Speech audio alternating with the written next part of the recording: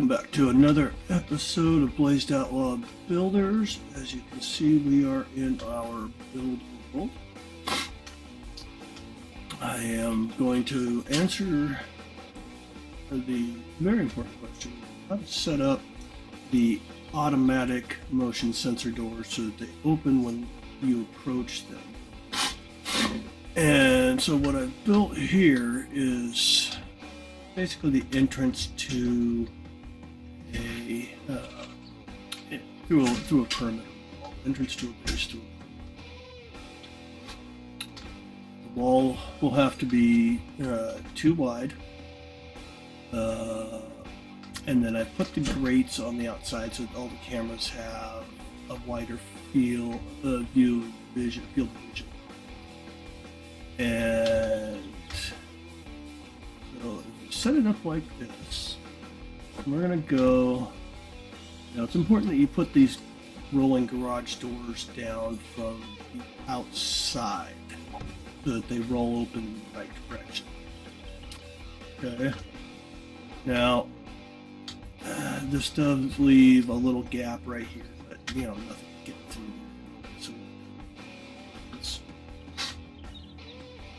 So let's grab that. We're going to put a camera there and a camera there. And then we're going to grab an SMG turret. We're going to put that one. So.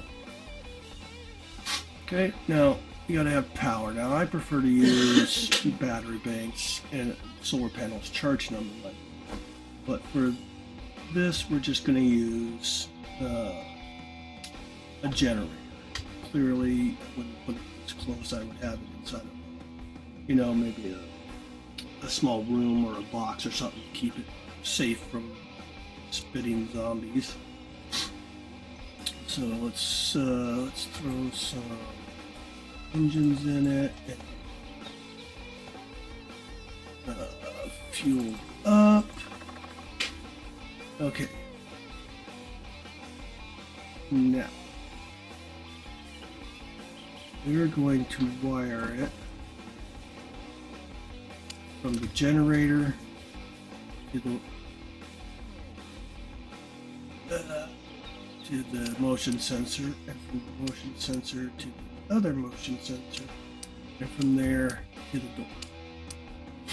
Okay. Now go into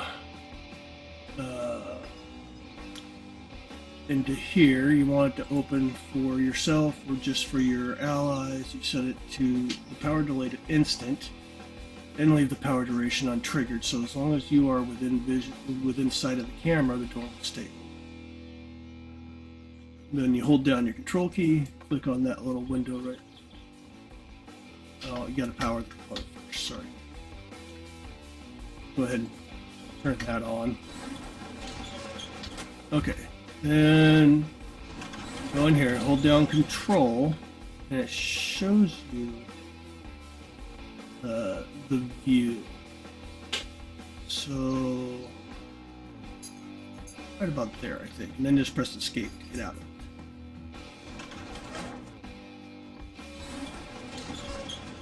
Okay, and then this one is the same. You can have it set to where your allies can get in as well, or you can even let strangers in. If you really wanted to use this somehow in some kind of a horde base, you can use it to target zombies and let zombies in. So then we're gonna set this camera face this direction, like that.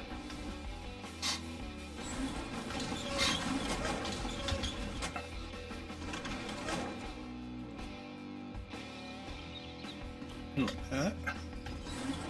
Okay, then we're going to.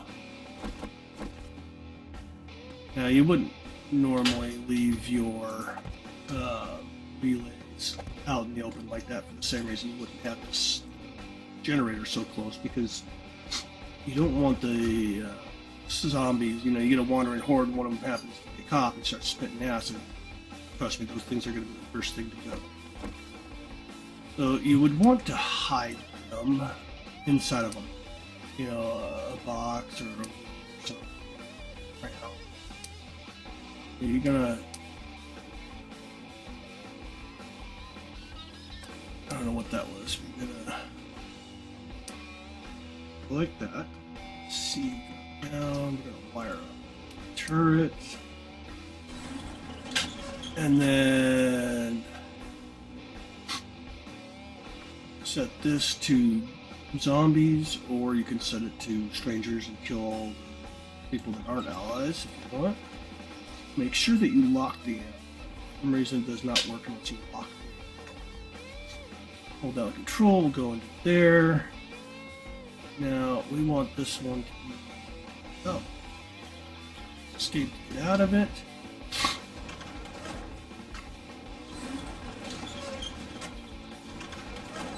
It's not opening the right way.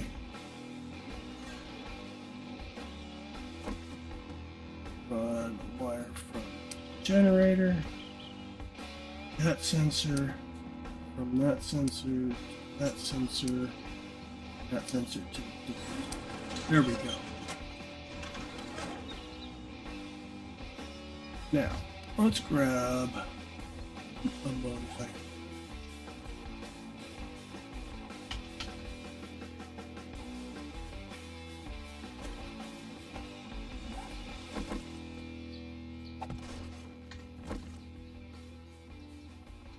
Guess it would help if I put food in it. Alright. Now you're out about doing your thing. Coming home. And when you drive up, boom. Door opens for you. You drive on through, the door closes. Now when you pass through the inside sensor, it will make the door open and close a second time. Nothing we can do about that. It's just the way the mechanics of this game work out. But you're inside your base getting ready to leave, and boom, the door opens up. You drive out, take off. Opens and closes twice, and you're good to go. And that's all there is to it. I mean, once you do it once or twice, it's super simple. Now, remember, we went from the generator to the camera on the outside of the door, and then from there to the camera on the inside of the door, and from there to the door itself. Now, should the zombies wander over here in front of your door, let's drop a bunch of zombies. Zombies were to... boom.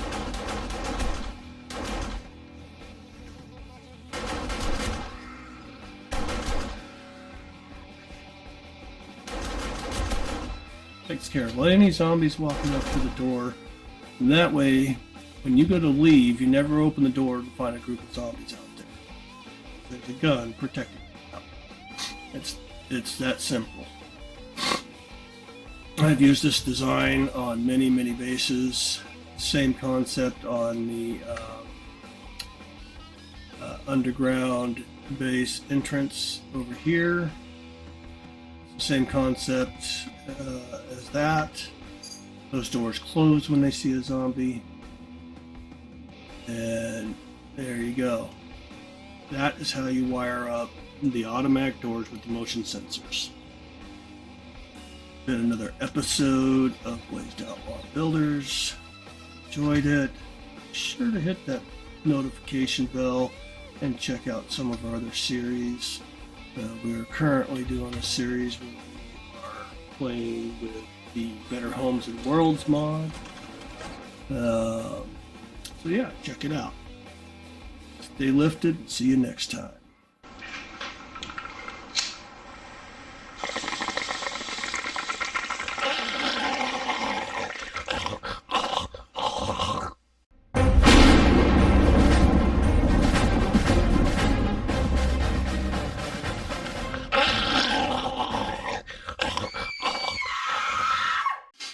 today we are redoing the 5x5 challenge from Glock 9. We did it last time with that base there, I believe, which was just a standard grenade base. You just stand up inside of it and they congregate underneath you, and you toss down grenades and Molotovs and whatnot. Worked beautifully, made it through the entire horde with not a scratch on us. It was a great video, you should go check it out. This monstrosity here is our next attempt, and this is designed to be a melee or firearm base. Now, I wouldn't want to throw too many explosives in this because there's not much holding it up, although if you look at the stability, everything, all the pillars are perfectly stable. It's the ramps that are a little bit not stable, but still stable enough to survive this. So, what I've done, let's turn this off, is I've used the plates on top and bottom of these pillars, so it gives the zombies a way to run through them and not so tempted to beat on them. And then the zombies will run up here. Keep going. There we go. Keep going. All the way up like this. And they'll come around like this. And I can either melee them off with my bat, or I can shoot them, on the way up with my tactical rifle here. And I get in by going like this around the edge and just putting these down. Not entirely safe up here. As you can see, there are big open areas that I cannot fill in without putting these bars on the outside of the block. And oops, try that again. And now that I think about it, these are actually technically on the outside of the block, making it outside the 5x5 range, but those could easily be engineered to sit, in here as well. Put one there, put them right along there on the center of this, and that would solve that problem. I'm not going to redo that because they serve no functional purpose in fighting for the functionality of the base for that end. So we are going to run this through a day 7,000 horde, not on God mode, and we are going to, they're going to be on nightmare speed, and yeah, there we go. Set time 7,000, 2159.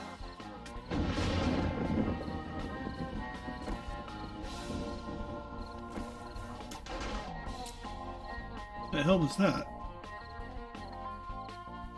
Must be a gun on one of my other things.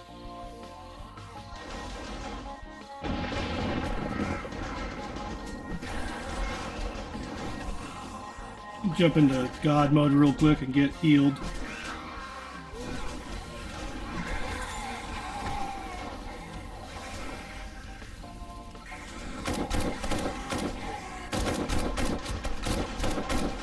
Now, I have no points into stamina or anything like that, so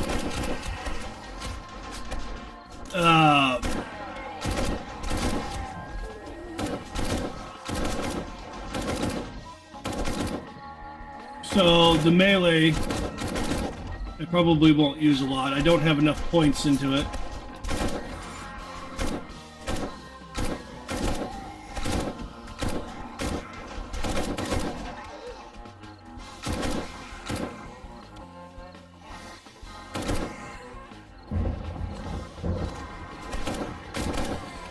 But as you can see, it can be a melee base.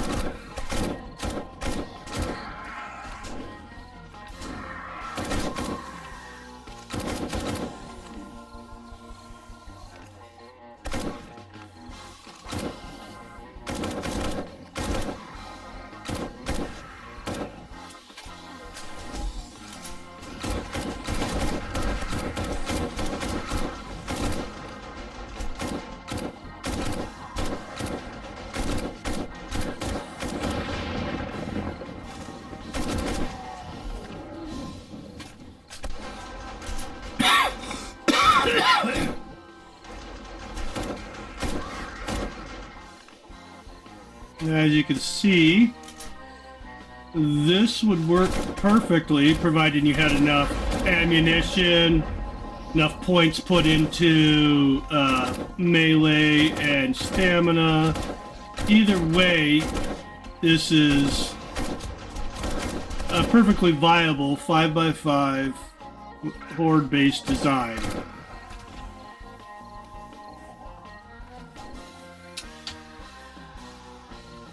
Get some more ammo in here. I have enough to...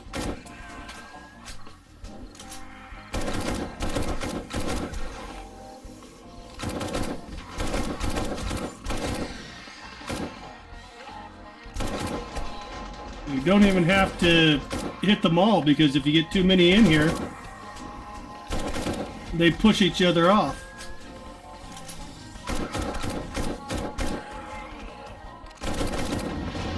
It does tend to put them into crawl mode for some reason. And I'm guessing it's because of the plates above their head there.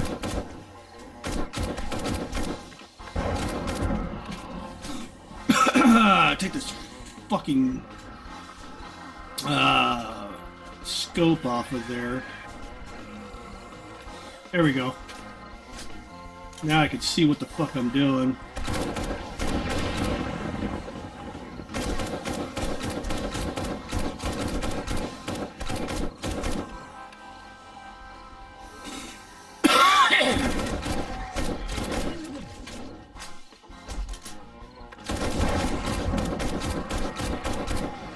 It is possible for them to still get through to you, so you have to be a little bit vigilant. Especially when there's this many zombies, because they tend to push each other through these gaps. Now, you could put the, you know, like the double bars or something across here like Jaw Woodle does a lot of times. And that would help stop them from getting pushed through.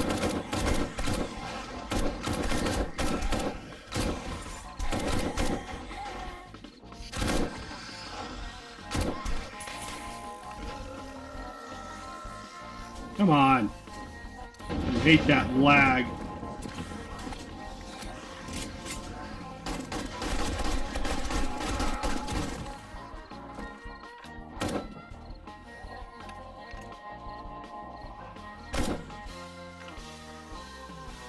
guys doing down there? Wow, that'd be a good place for a grenade.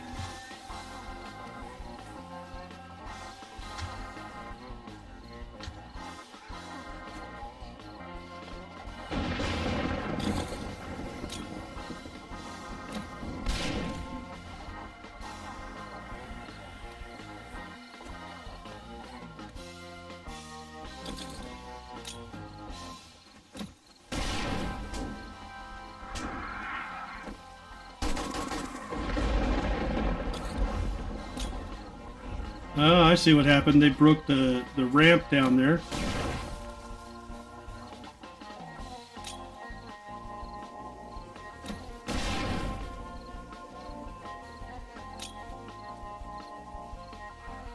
So this turned into more of the grenade base like before. Sit here and throw grenades at them.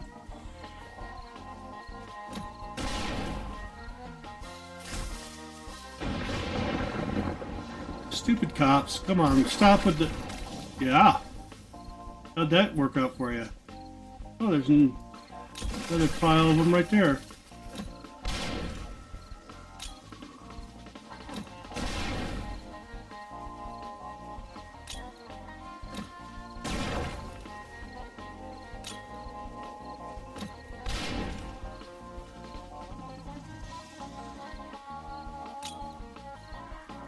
Guys can't even get to me.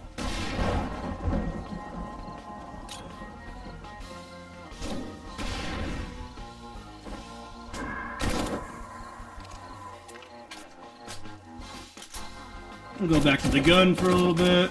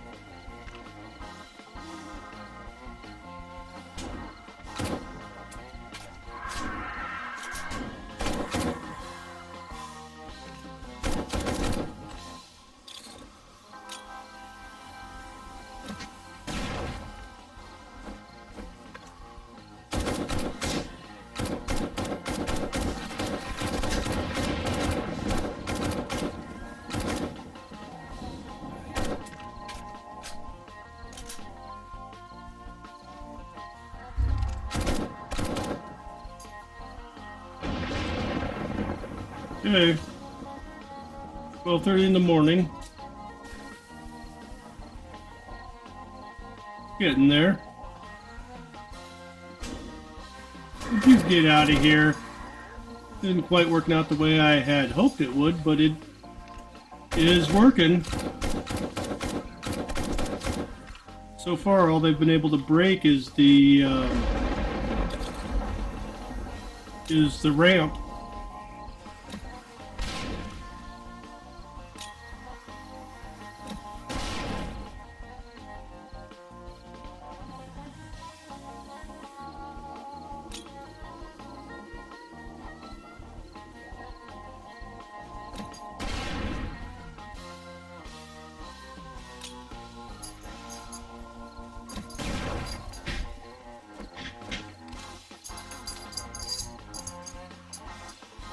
don't even know why I have these scopes on there.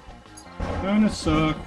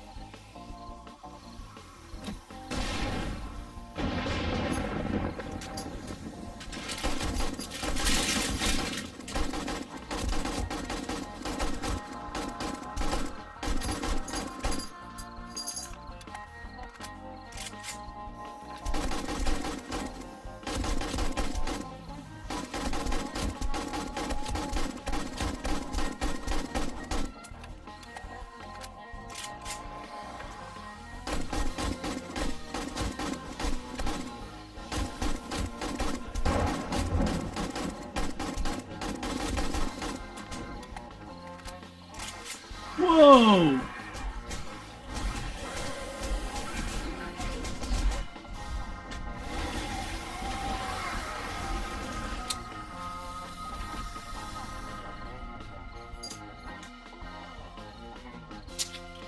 Well, fuck.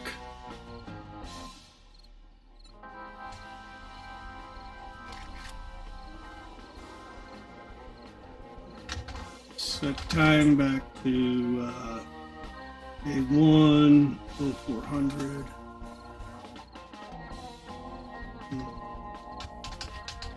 Rid of any that are left in the area.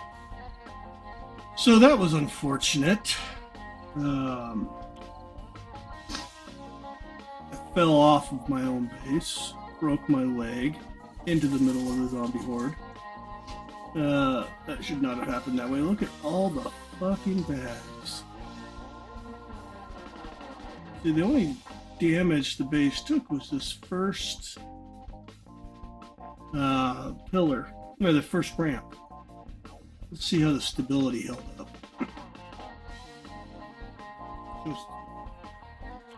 As you can see, it's exactly the same as it was before. The pillars are still nice and strong. Just my ramp got destroyed for some reason. Turn that off. And had that ramp not gotten destroyed and they kept coming up the top, everything would have worked just fine. But when they broke that ramp, I ended up having to shoot them and throw grenades and stuff at them down here. Effectively making it just like the other bases that were designed for grenades and Molotovs. But it held up. It is still standing. If I had not killed myself, I would have made it through the whole Horde Night easily. And there you have it. If anybody can come up with a way to make this design stronger, I don't even know what the fuck those are. Anybody has an idea how to make this stronger or how to keep them from beating on these section of the ramp here, feel free to leave it in the comments below. I'd love to try. But for now, that is the end of this episode of Blazed Outlaw Builders. Special thank you to Block 9 for issuing that 5x5 challenge. This is the second time we've done it. Not quite as a success as the first one was, but I do love answering challenges. And Glock 9, he's a great content creator. And if you have not seen his stuff, by all means, drop by his channel on YouTube and check him out. I believe he's currently posting episodes of Father Glock, where he lives and fights in the church. Until next time, y'all stay lifted and catch you on the flip side.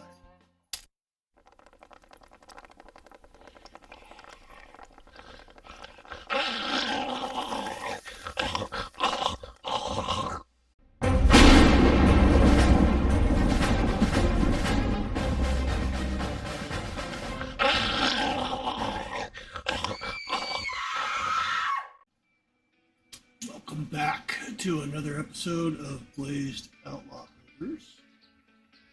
This episode we have another sniper base, although this is more of a true headshot only base. You should be able to get most every kill with a headshot. So what I've done here, painted most of it yellow, and the red blocks are the actual important blocks. Okay, so I did my normal floating base with the plates on bottom and on top. Float, I'll just pass directly underneath them. So zombies will jump up here. These new ramp blocks that require 4. Let's see, what are they? They are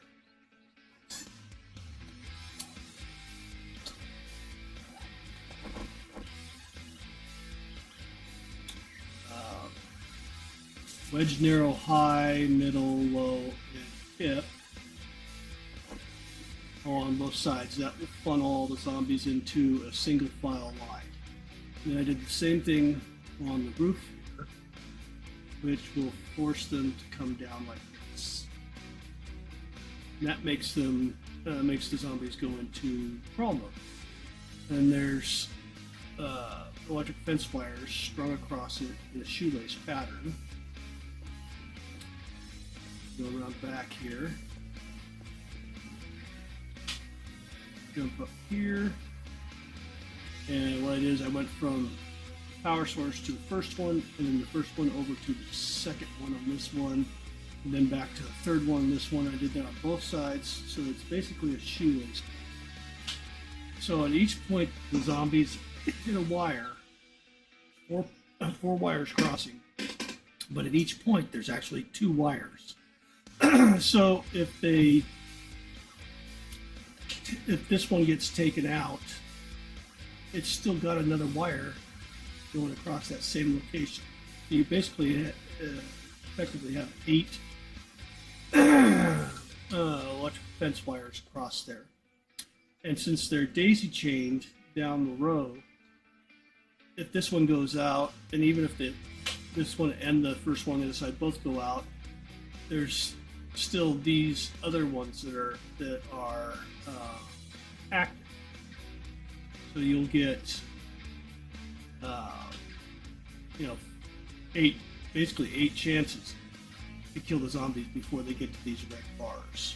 And they have to get through these bars. Even if they took out all of the electrical fence wires, they still have to get through 2 sets of bars.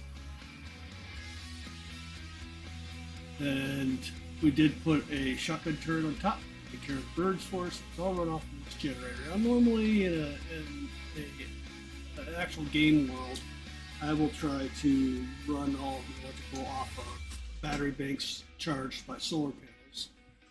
But since we're just in the build world and all we're doing is showing the basic design of this style base, it doesn't really matter. Now, the blocks you use make no difference. Only the red blocks are important. The wedge narrow blocks on both sides and the wedge narrow blocks here force them into crawl mode. And then show you how this works real quick. Drop a drop a zombie here. Get her attention. Gonna run right past where I'm standing. Guess it helps if I turn this on, huh? And she should come up those stairs there at the end. There she is, right into crawl mode. Bam, headshot. So, let's go ahead and set this to day 7000 horde night.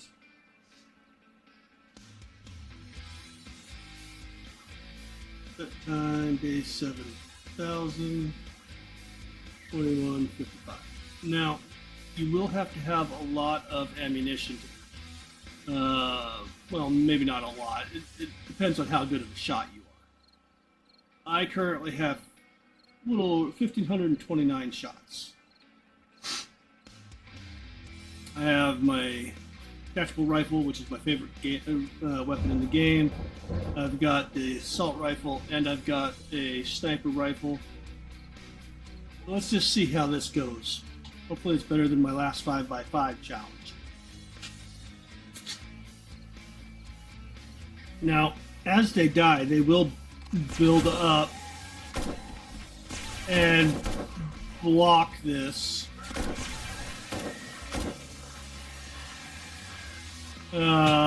So you could put those garage doors like I showed in some of my other videos.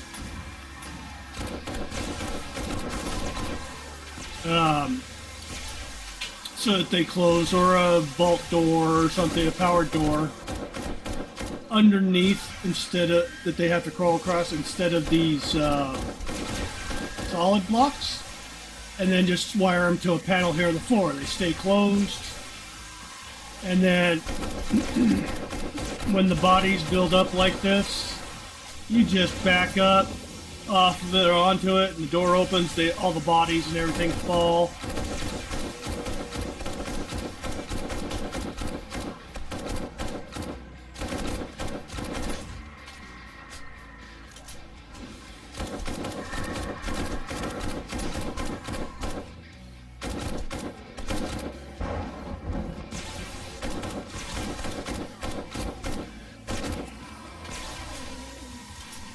So you can sit here all night long doing this. Now these horde is set to nightmare speed and I think max 64 zombies. But they'll just keep filing down the road here.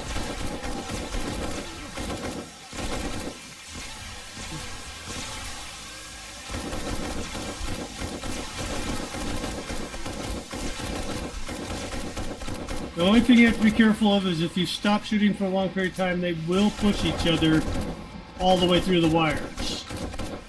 You know, as they build up behind, they're all pushing on each other. They will push the ones at the head of the pack through the next wires.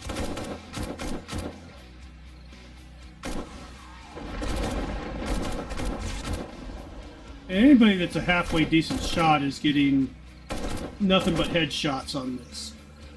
I am not a halfway decent shot, but even I can get, you know, a higher than normal amount of headshots.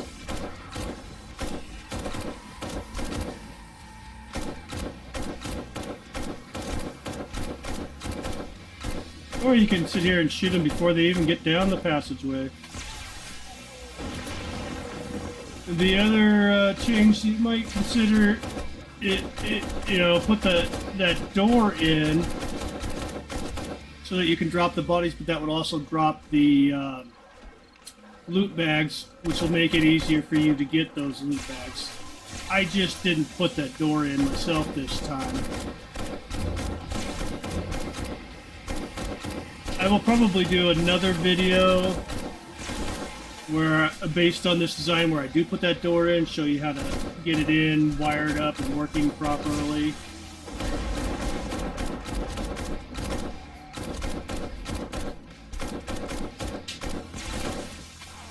fact, that will probably be my next building video. Show you how that is done.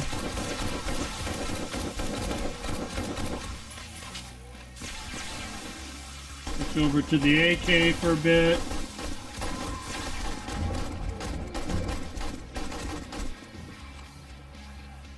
Repair my tactical rifle.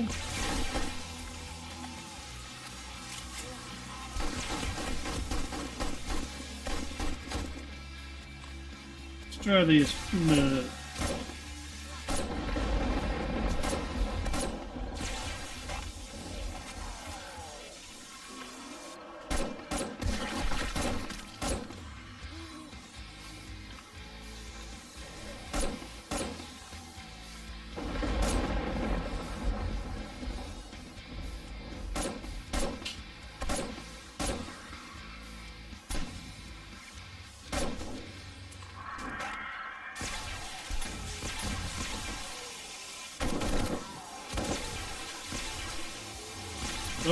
come on, get what's coming to you.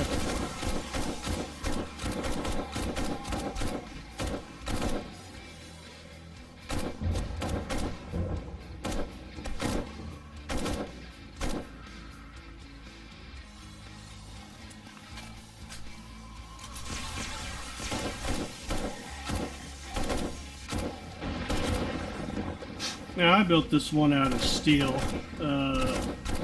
because I believe that's the end goal for all of my bases, to get them all 100% upgraded to steel, the strongest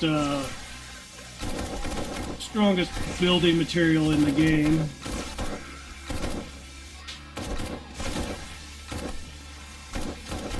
You can see how all the bodies and bags piled up here makes it kind of hard to see what you're doing. But like I said, in the next video I'll show you how to solve that problem with a powered door.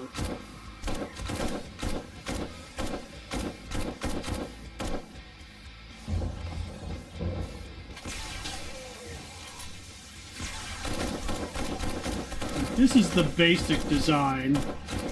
And like I said, you can design this base any way you please using whatever blocks and shapes you want to.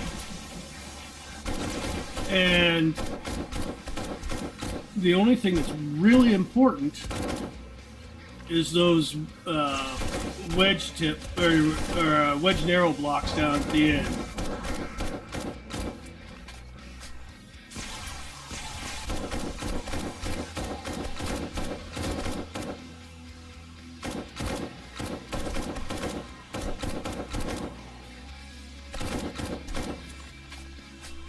As you can see, all the bags piling up is becoming a problem.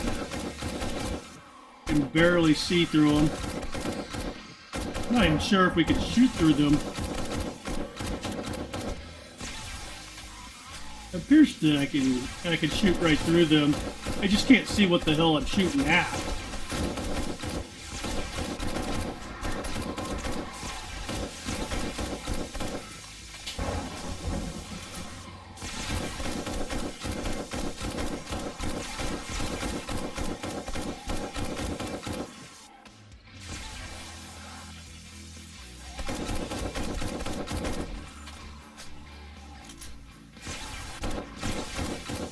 There it is, almost midnight.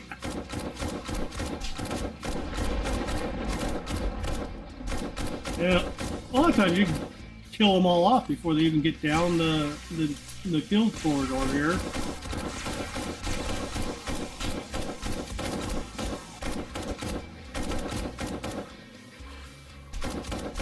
Well, like I said, any of you that are a good shot can probably do this with mostly headshots.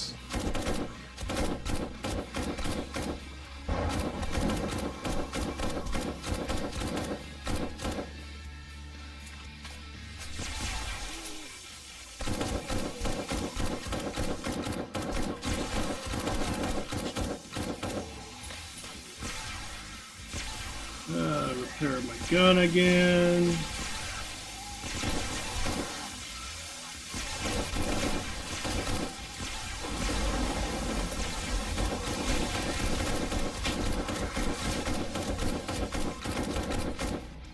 Can't see anything. The only way I know there's a zombie there is hearing the electricity sound.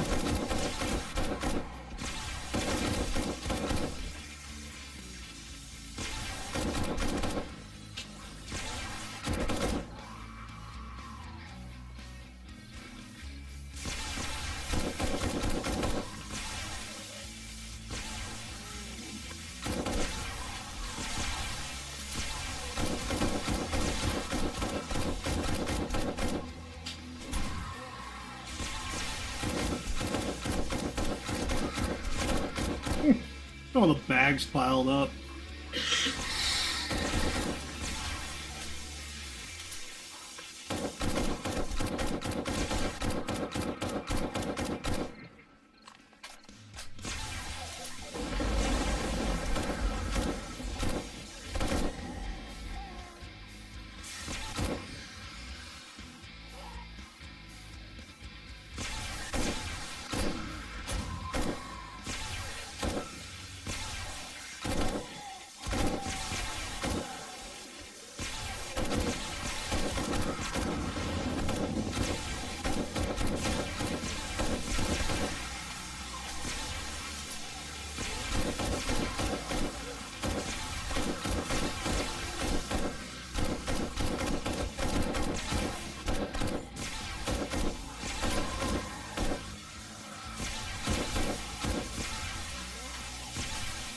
And now I'm basically just shooting towards the center, maybe a little low, and only when I hear the fence being hit.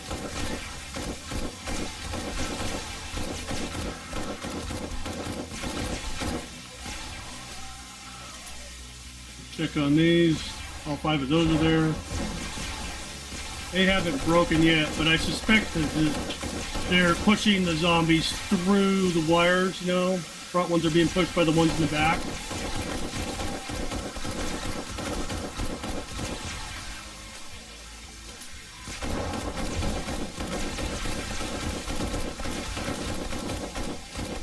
May need to spawn some more ammunition.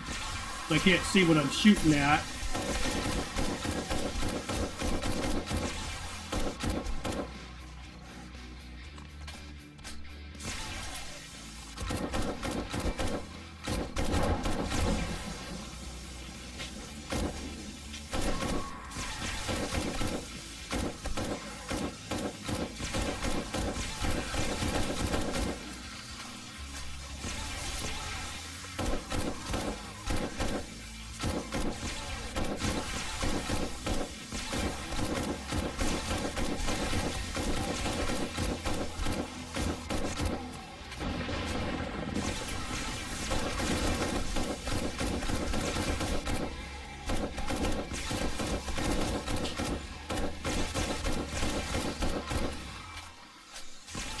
I'll go ahead and get some more of that 7.62 going on in here so that I have enough to get through the Horde night.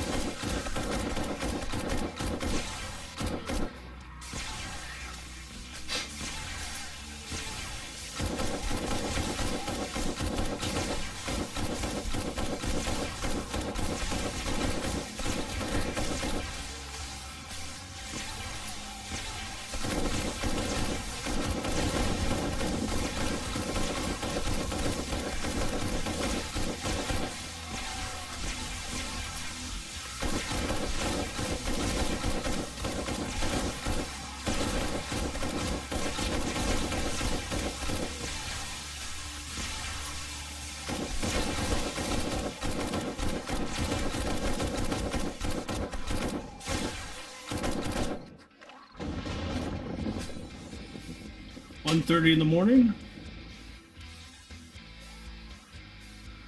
Some more.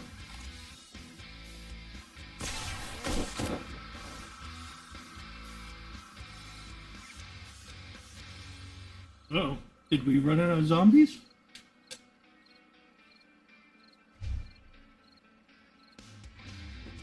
Okay. Sounds like we ran out of zombies. Go ahead.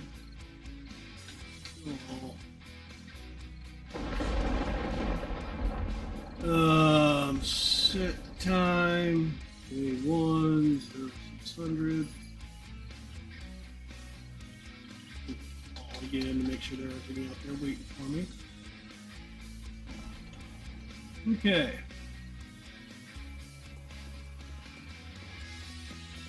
As you can see, let's bring my down here. Check out. There is literally almost no damage on here. Look at all of these bags. Very little damage. Look at that. Packed solid all the way down from that point all the way down to the bars. Plus all of this out here.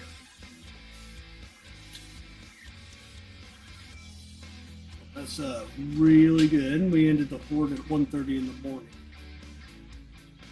So there you have it. Headshot only.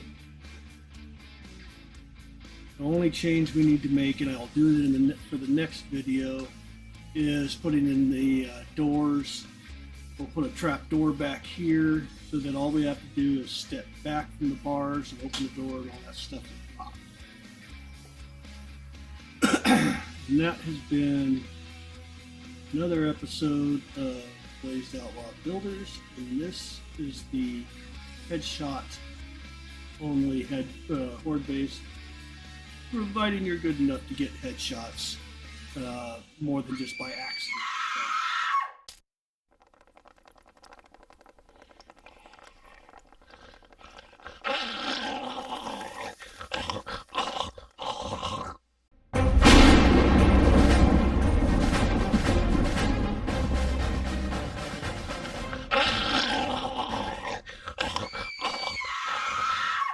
To another video in Blazed Outlaw Builders.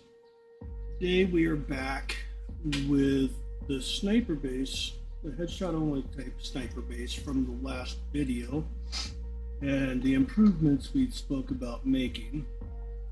Now, as you can see, the zombies will come up through here. They'll get funneled into this passage. The sloping roof will force them down into crawl mode, where they have to crawl through these electrical wires, which will make them pause in place, allowing you to get headshots. And the problem we had was that this entire section of the kill corridor completely filled, packed full of loot bags and dead bodies. And by the end of it, it was so packed full you couldn't see past the bags right there at the bars down. So we put these powered vault doors in the floor, and the way this works is you're sitting here, you're killing, the corridor starts to fill up, take a couple steps back, the doors open, most of what's there should fall out, and you step back up here and start shooting again. Problem solved. So we're going to run it up to day 7,000, start the horde, and see how this works out for us. Door closed. I got all three of my guns. I've got my tactical assault rifle, I've got my AK-47, and I've got my sniper rifle. Tactical assault rifle being my favorite of all of them, of course. And if you'll remember from the last video with this base, these electrical wires are shoelaced down the row. So there's 5 fence posts on each side, giving you 4 areas where they cross, and each level there'll be 2 crossing here, 2 crossing here, 2 crossing here, 2 crossing here. So even if this one goes out, there's still another wire crossing there. Effectively, you've got 8 electrical fence wires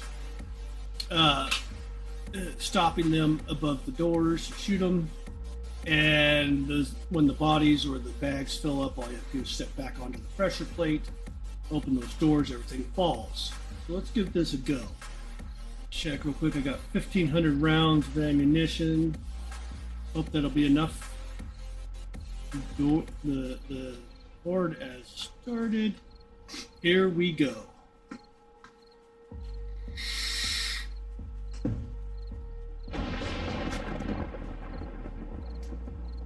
Now you'll notice that when we get a huge pack of them, they will push them through the wires to the next set of wires. Uh-oh. There we go.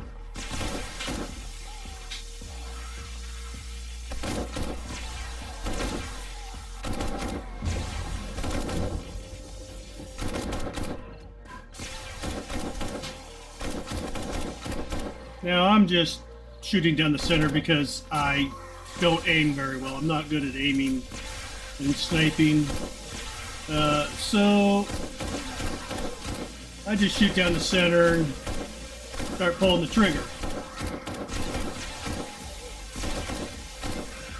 All of the headshots I get, for the most part, are pretty much just accidental headshots. You see they're starting to pile up, so we step back here, everything falls down.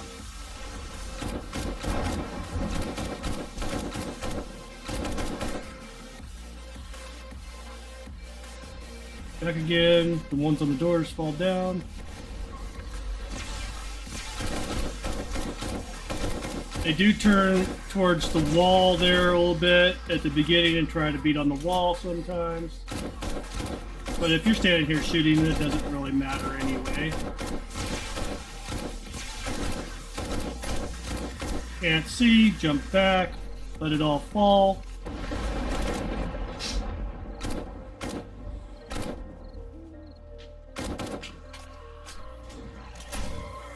And go again. The shotgun turret on the roof doing its job.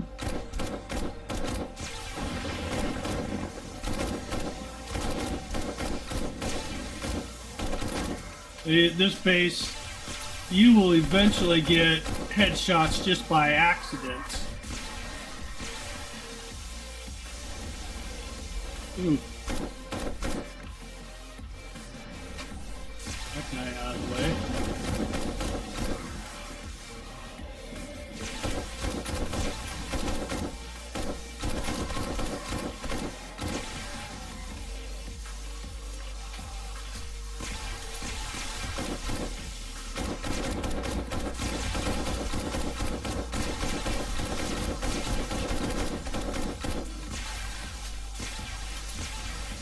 Also serves to clear out the horde in the kill zone if you start getting overwhelmed. If too many of them get pushed in.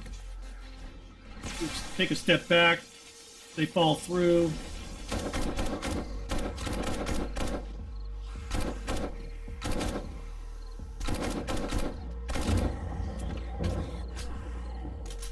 You can see most of my headshots are accidental because I'm not really looking to aim at them.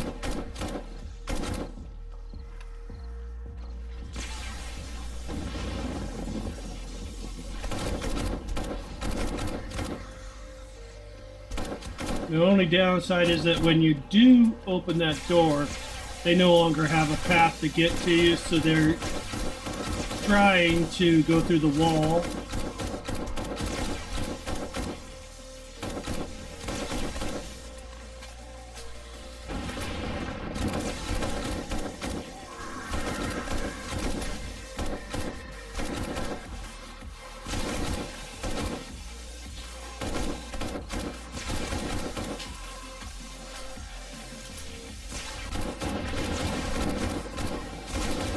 I am using AP 7.62 rounds. Step back, clear it all out.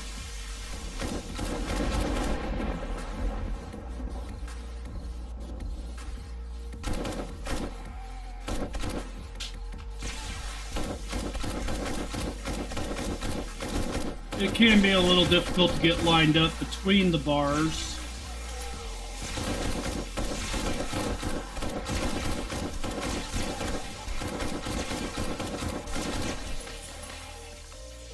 Step back, prepare my rifle real quick.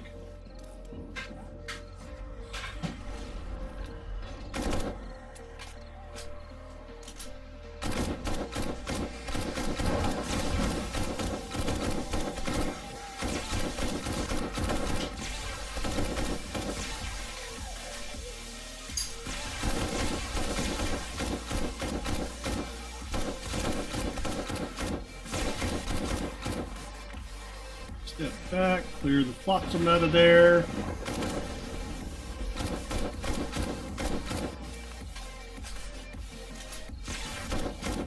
Now you could put a third door down at the far end down there and clear the bags that are at the end. I did not do that because in the end you can reach those bags once the horde is over. So those bags aren't too important. However, if it becomes a problem and it's holding it up so that you can't see past that point, you can always put another door there.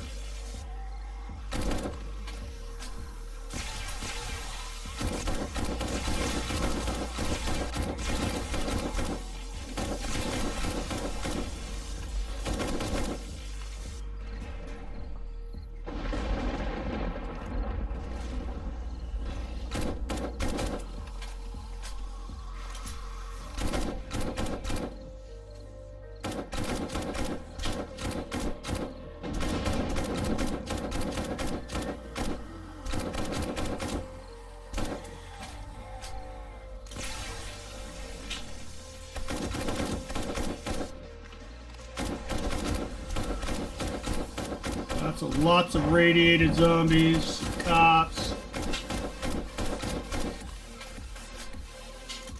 And you can see they do kind of clip through the walls a little bit. And anybody that's ever played this game knows that if they do that, they can hit what's on the other side of the wall. And, oh damn. What the hell was that? Oh shit, I lost some of my... That must have been taken out by a bird.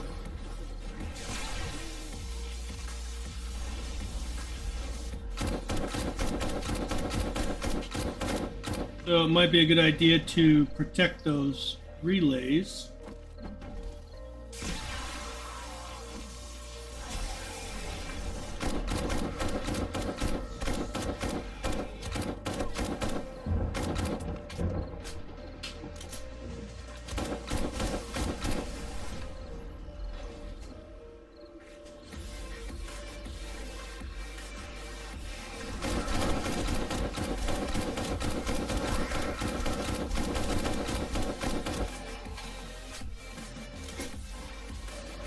Lost both of my relays now. But even without the electric fences, I mean, that's a pretty easy kill corridor.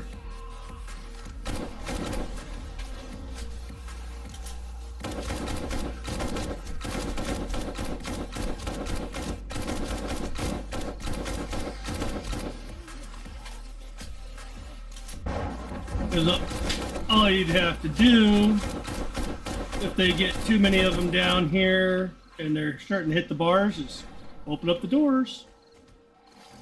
Go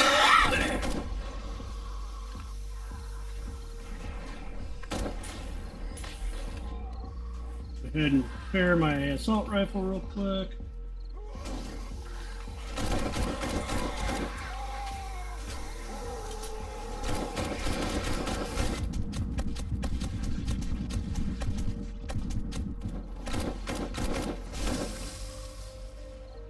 Where the hell is all this cop puke coming from?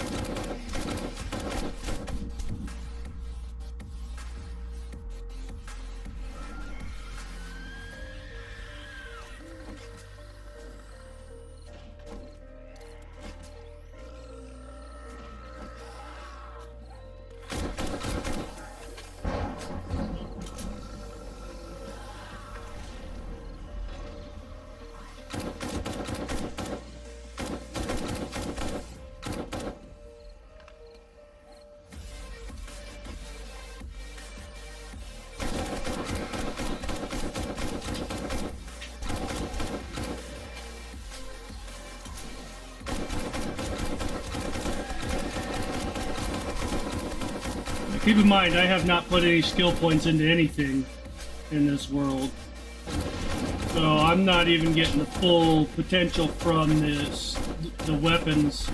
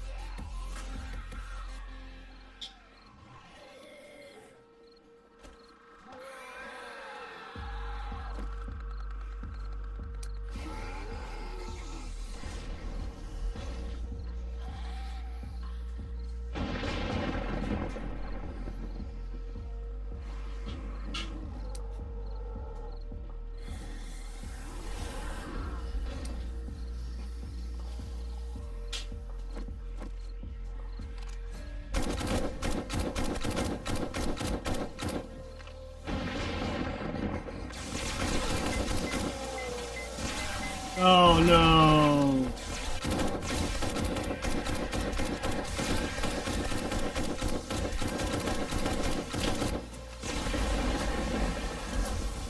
And keep in mind, this is, day 7,000 horde, nightmare speed, max 64 zombies. So I was not expecting to have the trouble with the demolisher. Can't tell if he took out any of my doors quite yet, but we'll find out at the end. It's after 1 in the morning, so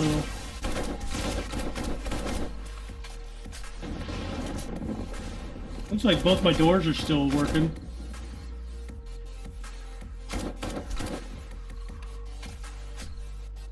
And I wired the fences back up directly, so that'll help. Although I probably would find a way to use the relays and keep them better hidden so they're not being destroyed. Because I don't like the wires going all over the damn place.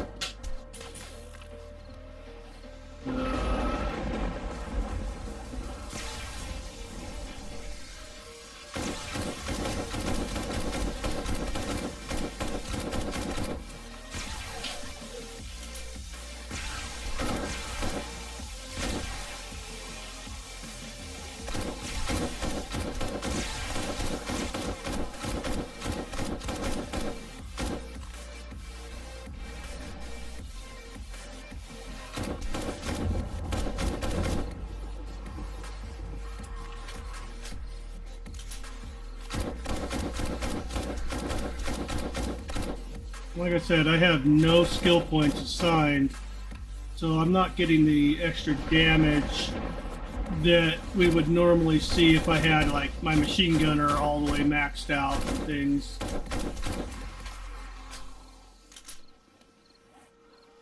And I'm gonna get some more 7.62. Apparently 1500 wasn't enough for me to get through this, but it should be for anybody that can shoot well.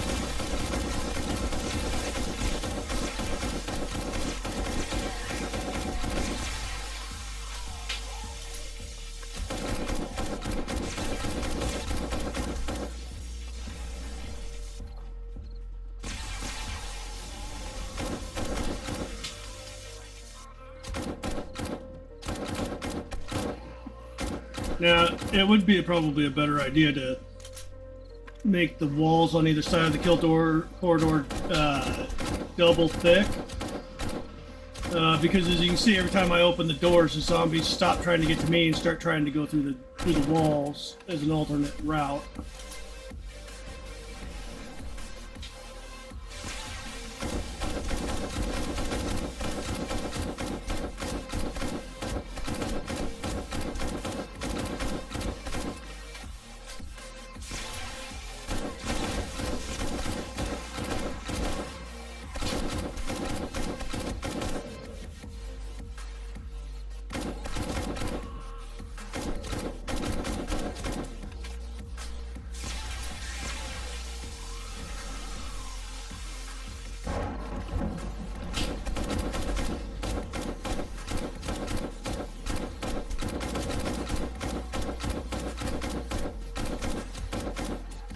You do have to watch out for demolishers. I'm assuming that when he blew up, he did some damage to something down there, maybe the ceiling.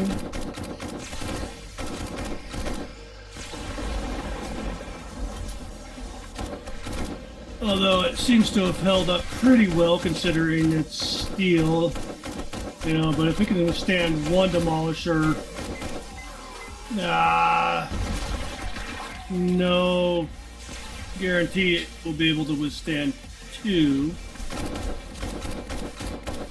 Well, that's two demolishers now that I fucked up with and accidentally set them off. And both doors are still in, both doors are still working. The electric fences are still working.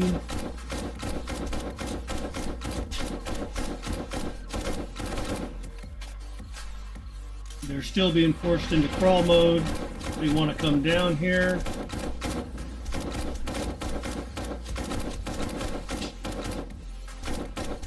And we can see a whole lot better now. Because we can open up the door and drop all the shit out of our way, which we couldn't do in the previous version of this base.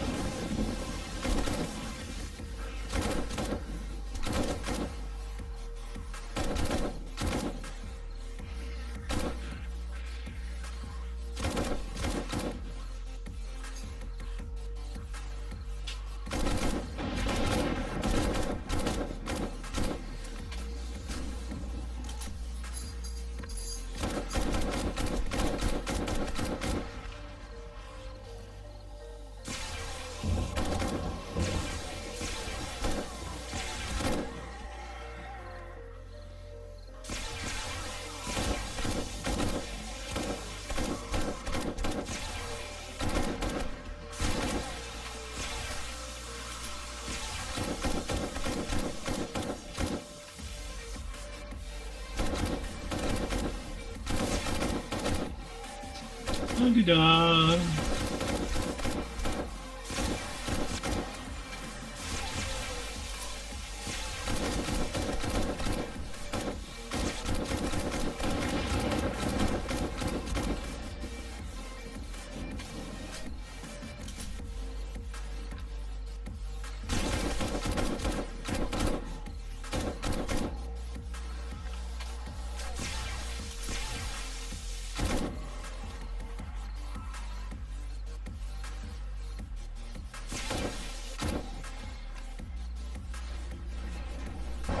It's 2:45 in the morning. I'm not sure what to do about this particular loot bag right here.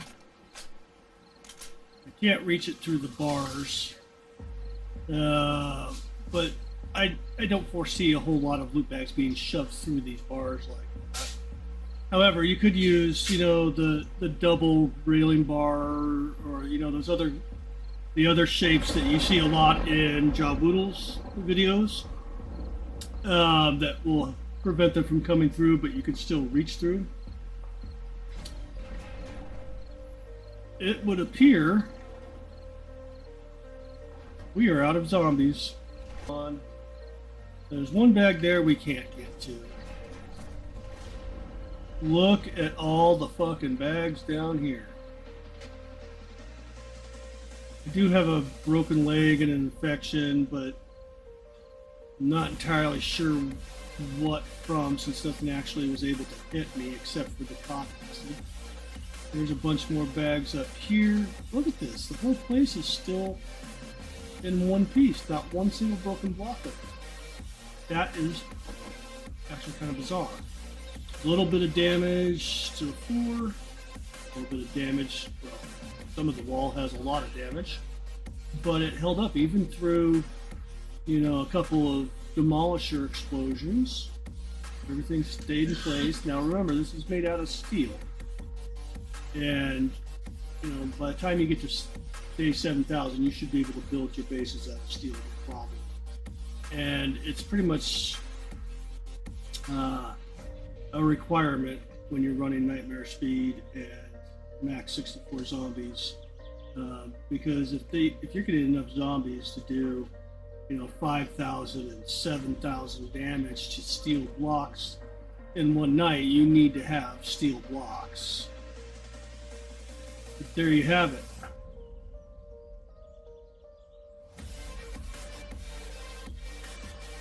Look at all the bags. Not bad at all.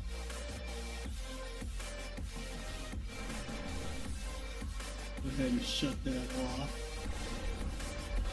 This has been another episode of Blazed Outlaw Builders. We hope you enjoyed this video. I'm back for the next. And if you have any ideas on what you'd like to see built or tested, by all means, send us a message directly. You can message us directly on Twitter and on our website. And yeah, there you have it. Stay lifted. Catch you in the next episode.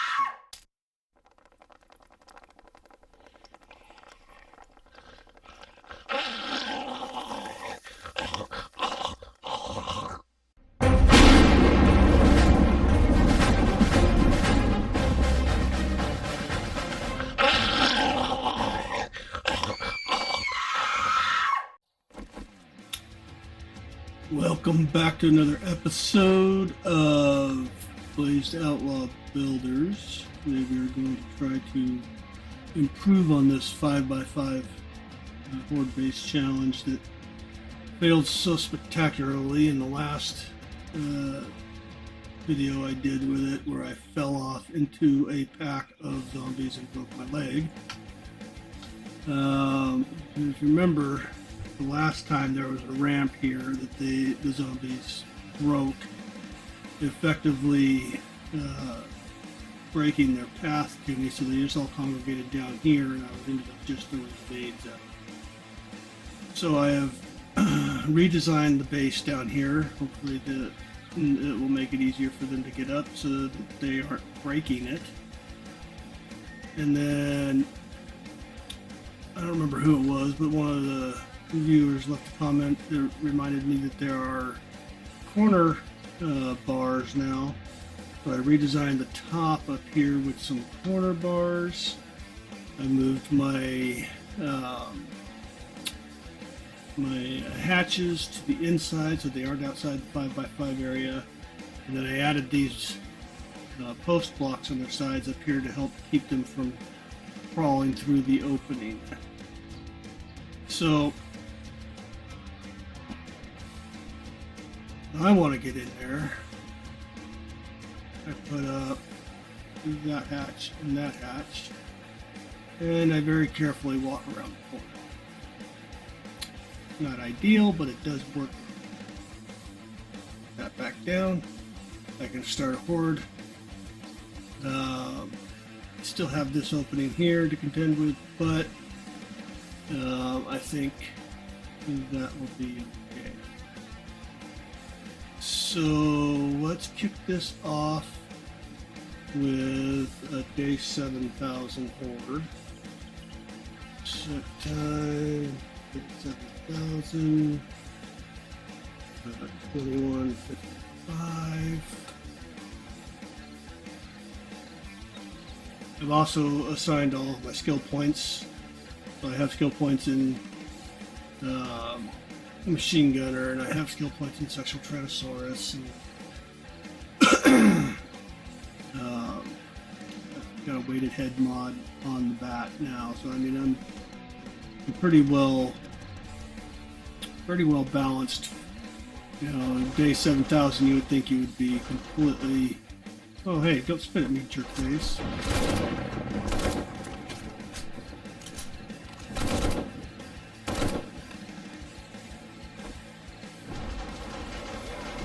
I still don't know what makes the Moe's crouch like that.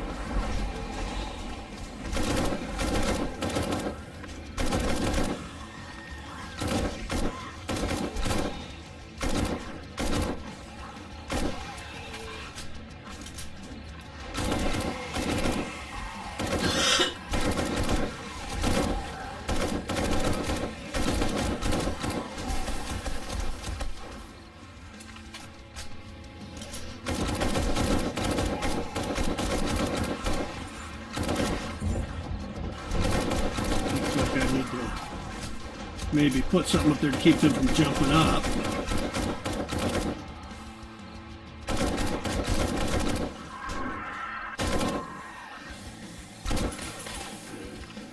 Really, it needs repairs already.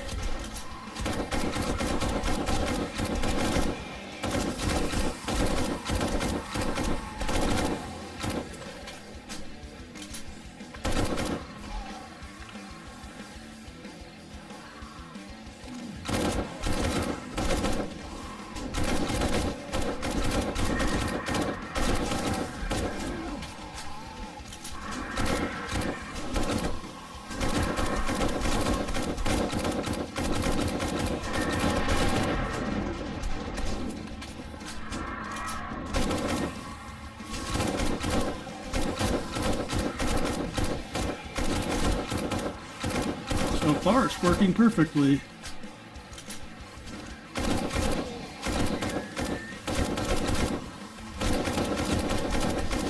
I put on some steel armor, which is what I would normally wear anyway. And so the acid that the cop is spitting at me isn't really doing a huge amount of damage. Though it did break my leg somehow. Not sure how acid breaks or slime breaks legs, but whatever.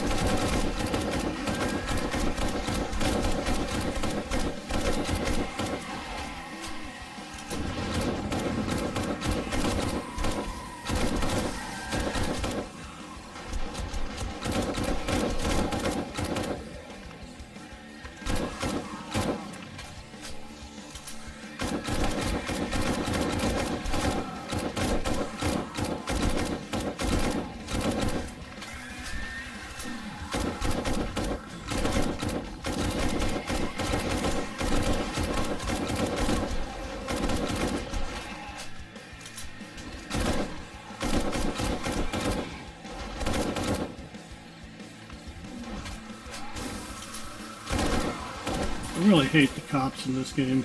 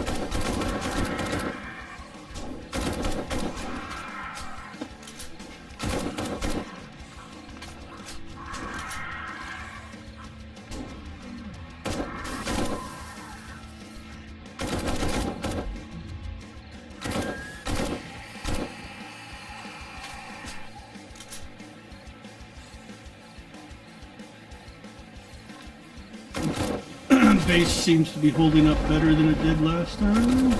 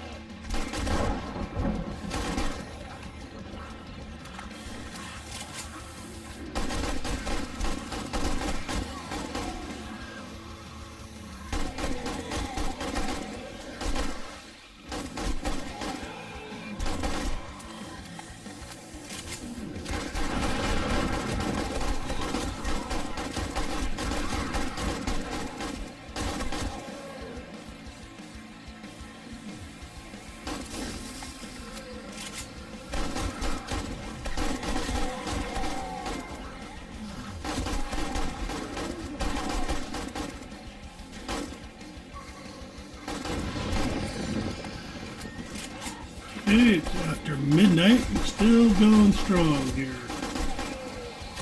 I'm running a little low on ammo, but I mean, kind of what you would expect from day 7000.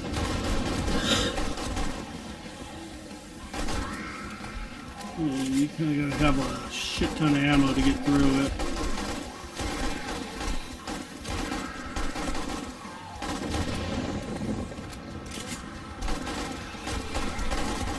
I think I started with 2100 rounds.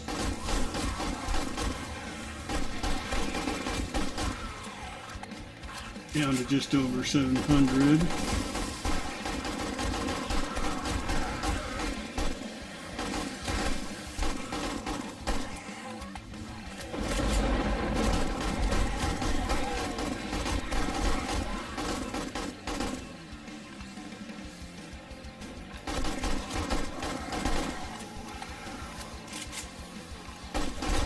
May have to end up spawning some more rounds here so I can make it through the entire thing.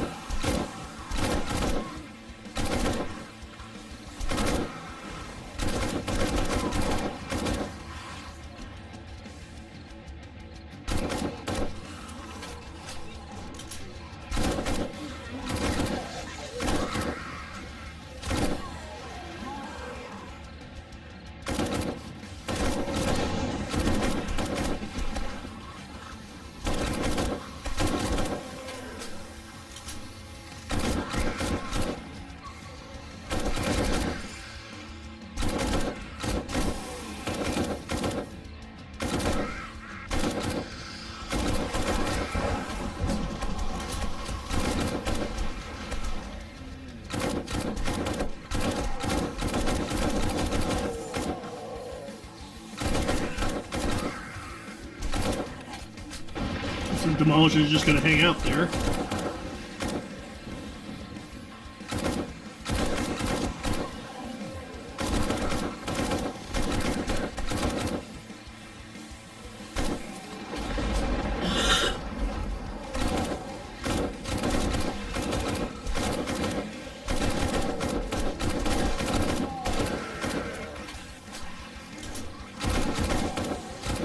They got through the first set of bars.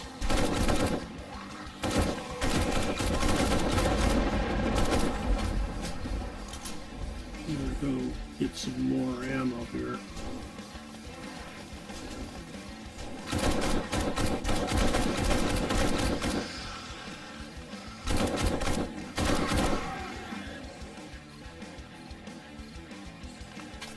Almost 1 in the morning, and I haven't fallen off of it yet.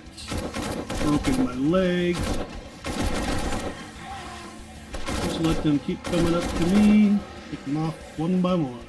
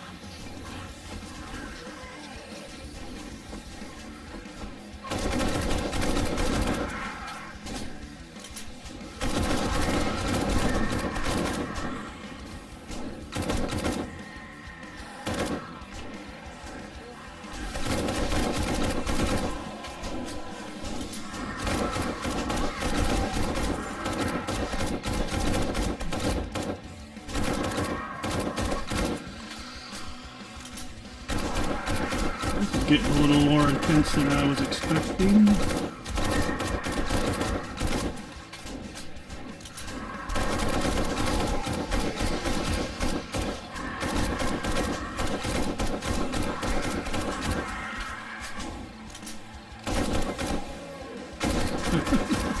Come on now.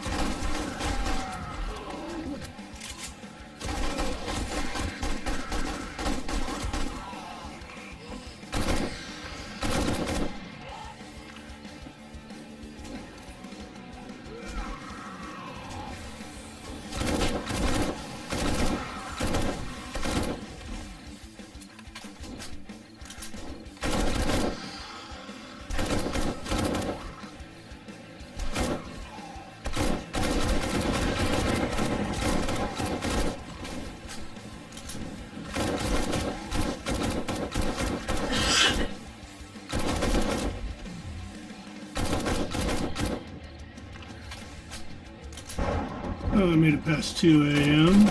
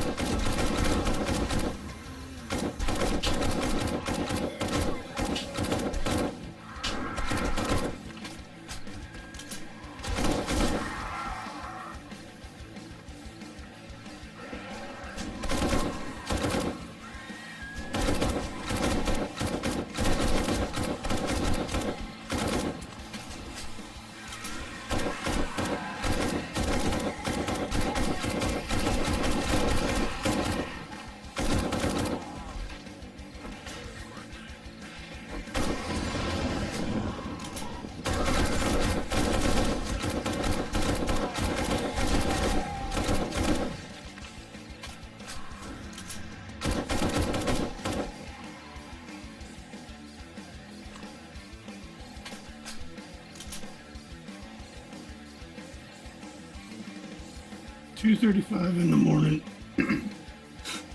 We survived, minimal damage, took out one set of bars. Looks like the horde is over. That was all of them. So let's set the time back to a normal time. Day 1. 0600.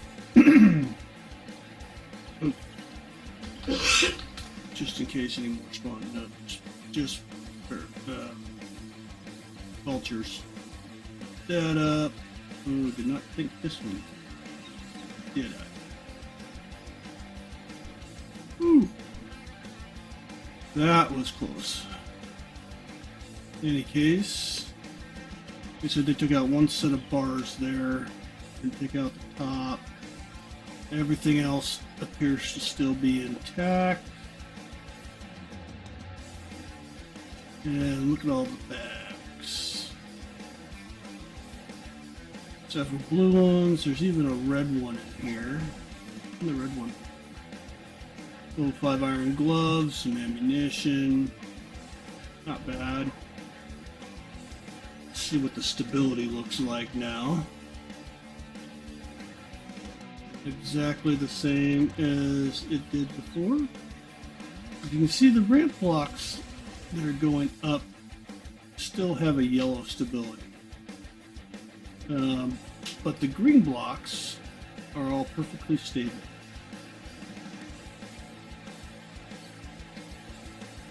So, I mean, it was hectic. It was chaotic. And I did have to respawn more ammunition. So you see, I used about 3,000 rounds. And at one point had to use a med kit. But I survived it.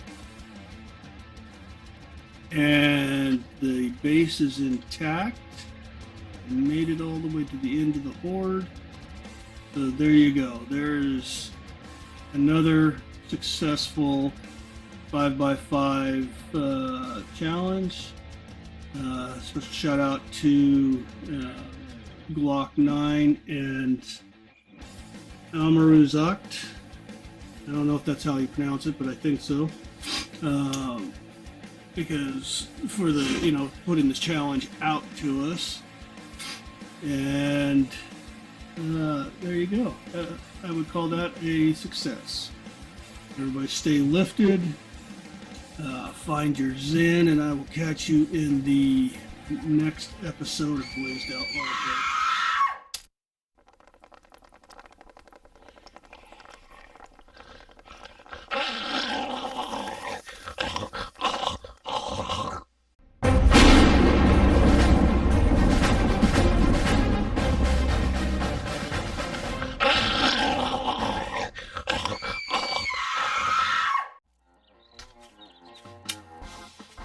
Welcome back to another episode of Blazed Outlaw Builders. But, excuse me. Today I have a different version. Let's see. If you remember, I did this base entrance here. And this one, if a zombie comes into the front of it here, the shutter doors will close, the garage doors will close and cover the opening. And I used Jawboodle's force field around the sides, so they naturally will try to go around that. They get around that, they get to about to this point, and then they stand here and beat on these bars. So, and while they're within view of the camera, those doors close, and you could put a gun up there as well. I usually do if I use that version in a server world or something. I'll put a gun up there to take out the zombies, and the doors open back up. You never really have to worry about zombies coming into the base. So I've got another version of that, thanks to Jawboodle, where the doors stay shut, or rather they stay in the open state, which is shut, and when the camera sees you, they open up. However, it's a pretty unpredictable and unstable circuit. So they open up, you go down inside, around the corner, they close, because we're out of the range of the camera. They close, and when we come back up here, they open back up, and out you go. So the way this works is you have two different battery banks. Ignore the switch, it's not actually needed for the circuit. This battery bank has a level 1 battery in it. This battery bank has a level 5 battery. So this one is putting out 29 watts maximum. This one puts out 45 watts maximum. So the idea is to overload the circuit with too much stuff, so that when the cameras are engaged, it goes, oh, nope, we need this other battery too. And that's what changes the state of the doors. So on the pack that has the level 5 battery, I wired up 3 lights, one there, one inside there, one there, and one out there. That uses up 21 watts. And I wired all 4 doors to that same battery pack, and that takes another 20 watts. So that's 41 watts being pulled out of this battery pack, leaving only 3 watts. Now, the cameras take 5 watts each, so every time a camera is engaged, that puts this battery pack overwhelmed and starts pulling out of this. So this battery pack gets wired to all 4 doors and these 3 lights, and then this one goes from this battery pack with the lower battery in it to the inside camera, and then from the inside camera to the outside camera, and then from the outside camera back to this battery pack. I have no idea why this works, how it works. I do know that it's not overly stable.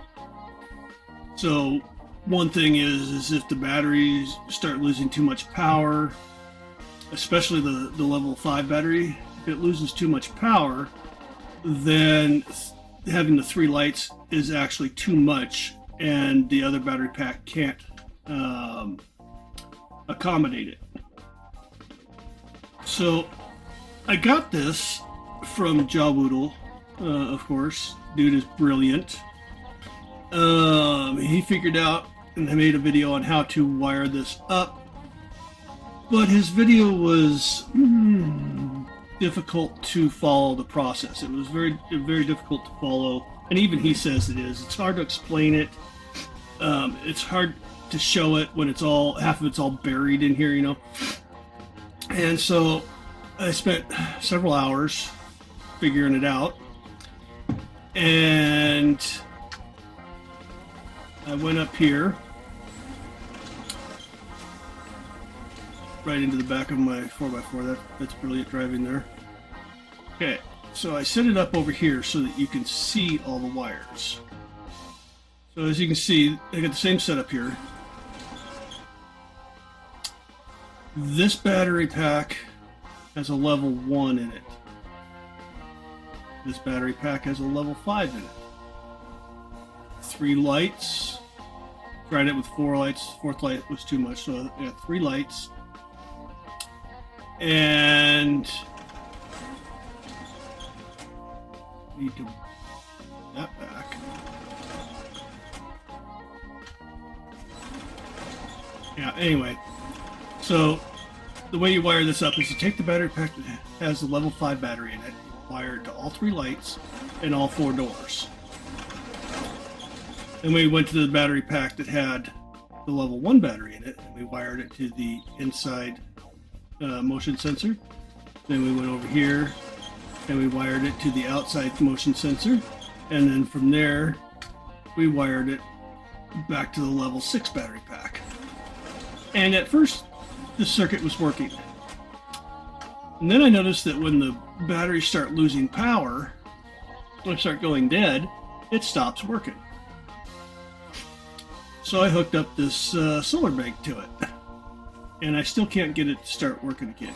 It makes the sounds, but the doors aren't.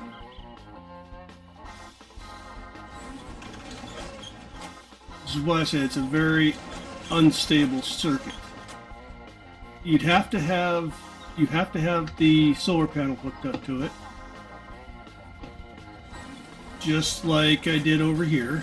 I do have a solar panel hooked up to the battery packs over here, and this one works just fine. They're hooked up exactly identically the same, but this one works, and that one over there is no longer working.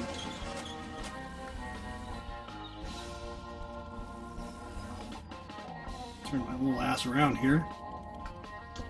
Come up here, doors open. Come out of the range of the camera, doors close. Doors open. Doors close.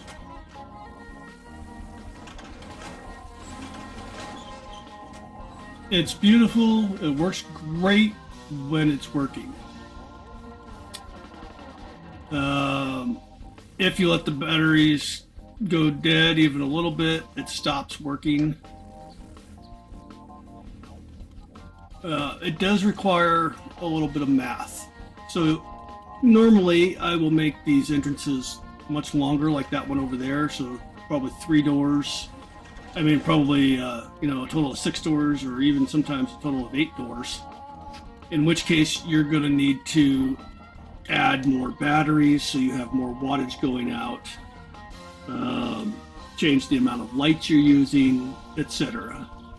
It takes a little bit of math to figure out how many batteries you need and how many extra items you need drawing on those batteries to give them just the right amount of wattage to continue working. If they go dead, they stop working, which means this will not work in say the wasteland if you're trying to run it off of a solar panel, or days that are cloudy, or at night when it's dark. Those solar panels aren't going to work anymore, and when that happens, the batteries are going to go dead, or start to go dead. Changes the wattage they're putting out. Doors no longer function. So it's not a particularly stable circuit. It's a reversible electrical circuit, indeed, but the game was never designed to work this way. These doors were not designed to open this way. There is no functionality in this game for reversible circuits. So because of that, because it has to be kind of jury-rigged together like this, it's not a reliable circuit.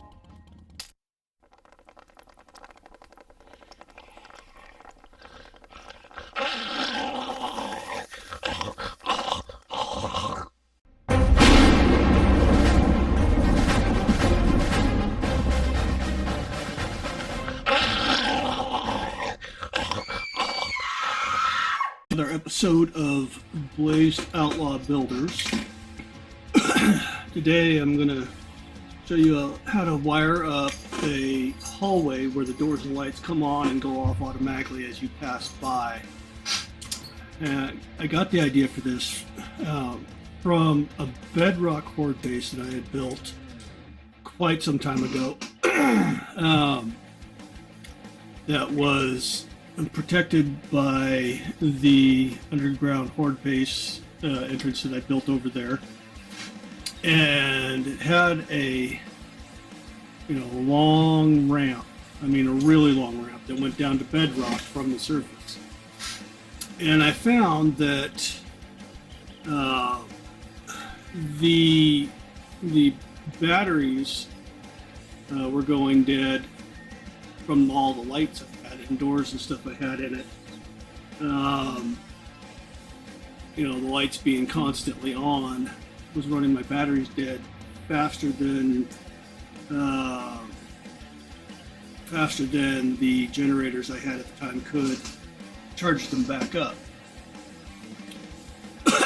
So what I've done is I've run all along the hallway. Every 6 blocks or so, I put a camera facing in, and I ran the power from the generator up to here and all along the top of the outside. And then from each one of these, I ran the camera. And then I put up another relay here, went from the camera to the relay, and then from that relay it goes into this door and this light, and from this relay it goes to that door and that light. Now obviously this would be the outside of the wall, so there are several ways to do this. Most often I'll actually build the walls, and then I'll punch a hole through the inside of the wall here and place the 2 blocks in and place the relays in there, and then just cover them up once it's all wired.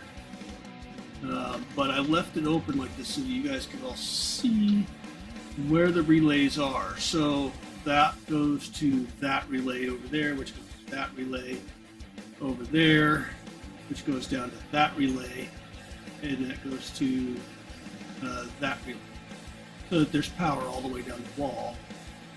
And then I go from the first relay to the first camera, second relay down to the second camera, third relay down to the third camera, so on. And these other relays up here are simply to run wires to the doors and lights. Now, normally I would put this up on this block up here, height-wise, so that you don't see, or even, up here, so you don't see the wires going down the inside. Because of the way I built this frame, I couldn't do that. So you can see the wires going from the relay to the door to the light. So with it all wired up, light comes on, door open, light comes on, door open, comes on, door open, all the way down, and they shut back off again as you pass out of range of the camera.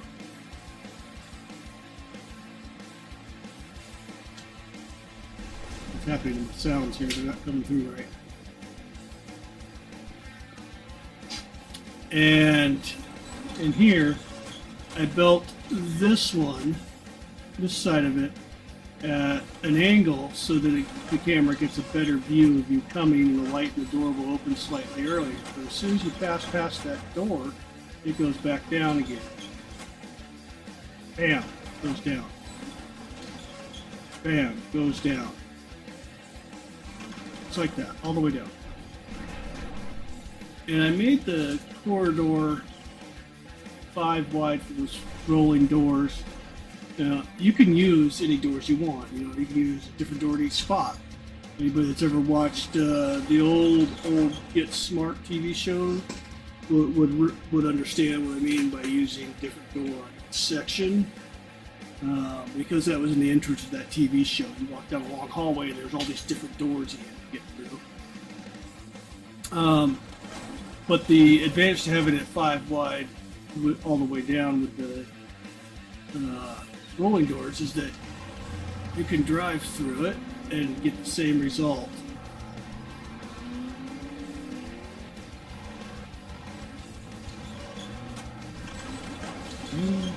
Lights go on, door opens. Light comes on, door opens. All the way down the road. Now that's happening because there wasn't enough room for my Jeep in here. And okay.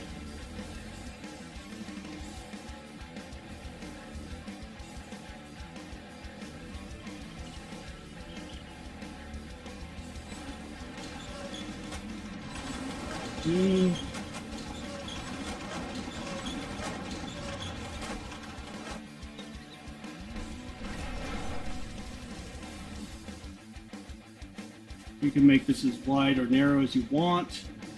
It is in this build one way only, so my idea was to actually make it so that you had one entrance and one exit, so you'd have 2 of these tunnels side by side. But you could easily do this exact same thing on this side so that you could get back out. The only downside is having 2 cameras. Will also make it so that the doors open and close twice each time you go through.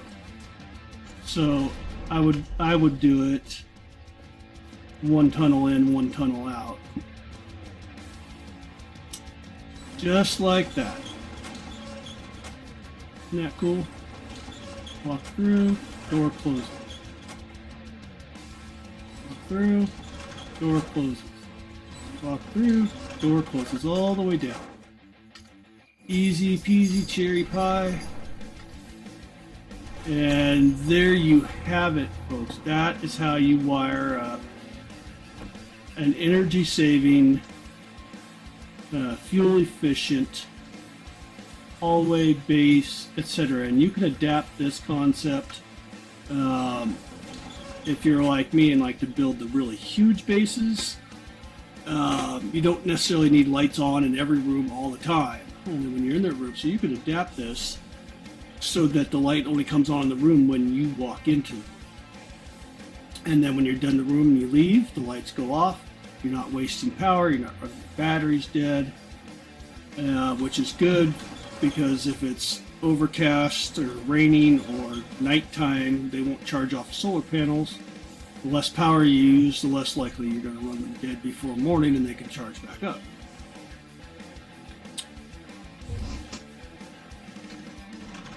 Now, clearly, how you build this is irrelevant. You can build it any way you want. The important part is the wiring. And basically, the only important part of the wiring is that we go from the power to the camera to the door and the light.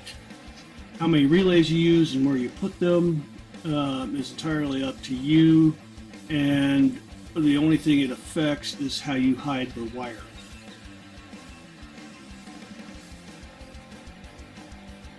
There you go, and you just daisy chain them all the way down. I hope this is beneficial to some of you, and if you have any thoughts, comments, suggestions to improve this, feel free to contact us directly. We'd love to hear them and give it a shot. Till then, stay lifted. Catch you in the next episode.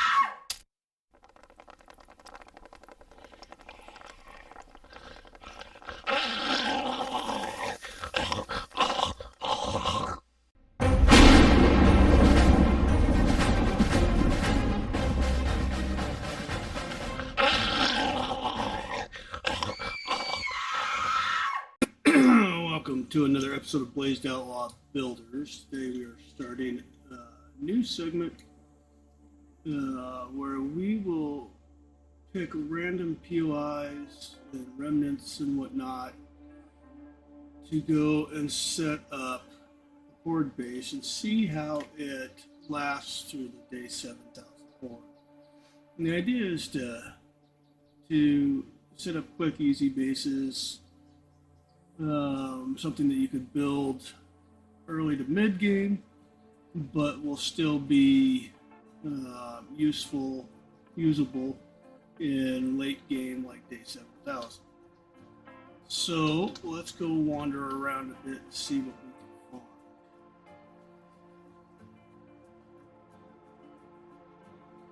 Oh, this place. Get out.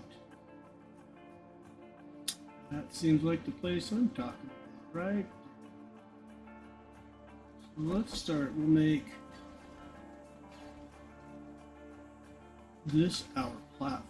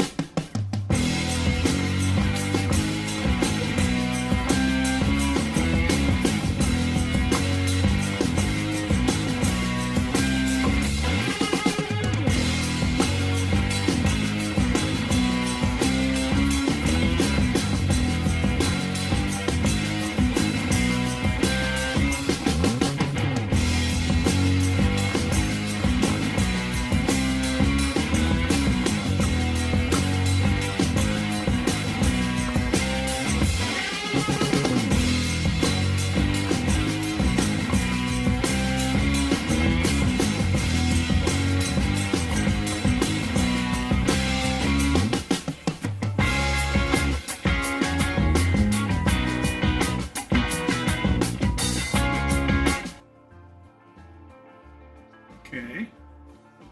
Let's try putting one down there and see.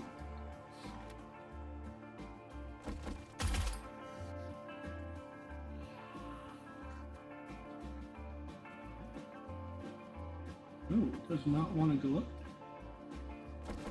Okay, so I guess we'll take these out as much as I like that idea. Maybe those are not path.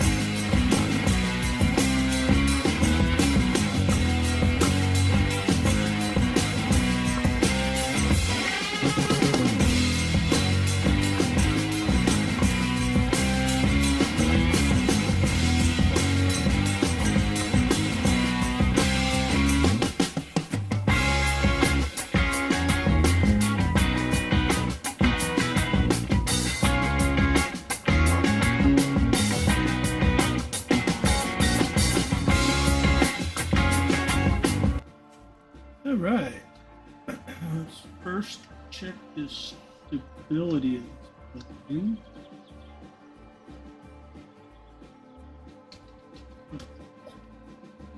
I already. Okay, stability. Show stability. Okay, well, actually, most of it's not too bad. Looks like staircases are the biggest problem. Particularly that one. It's a long run. So we'll put a support underneath that.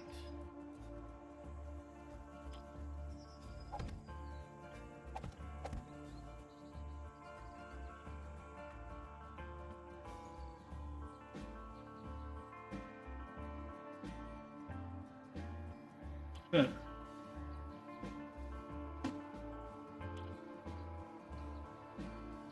Now, this isn't the stablest of buildings to begin with, but... So, I have knocked a hole, at least one hole in each side of the fence so the zombies can path in. Now, this is such a convoluted mess anyway. I don't know if they're going to path to the stairs or if they're just going to freak out and start punching holes in the supports and knock the whole thing down. So we will find out. But basically, they path up the stairs here. Turn, they'll come over here. These stairs. Turn, go up these stairs. Now, granted, you probably wouldn't want to do this early game, even though it is cobblestone. You probably could do it. So I'm not entirely sure why you spend the time to work in a place like this. Then they keep pathing up to this, and they have to go single file across this one. I think I'm going to go ahead and upgrade that.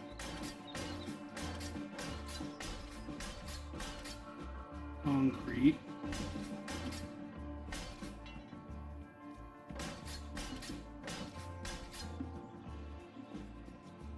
Just because the sheer number of zombies walking across there could easily just knock that, break that wood. So,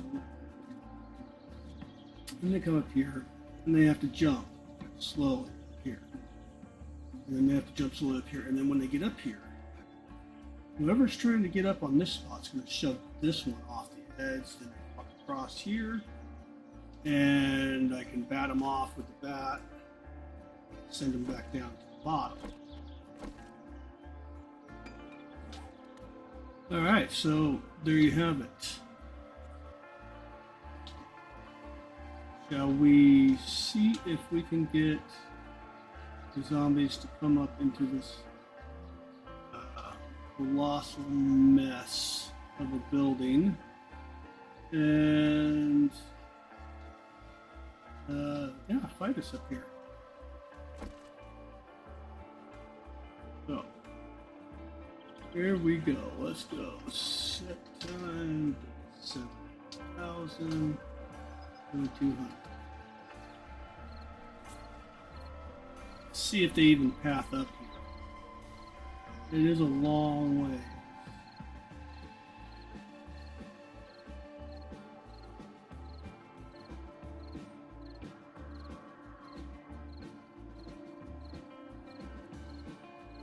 Okay.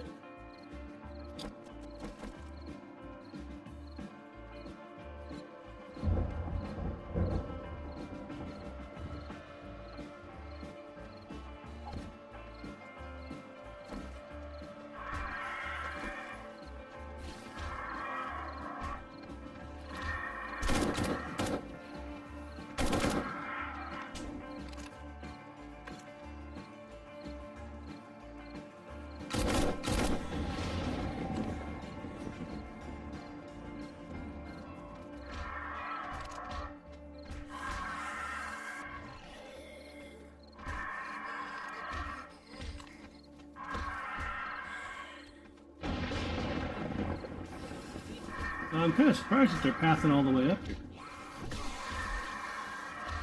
But alright.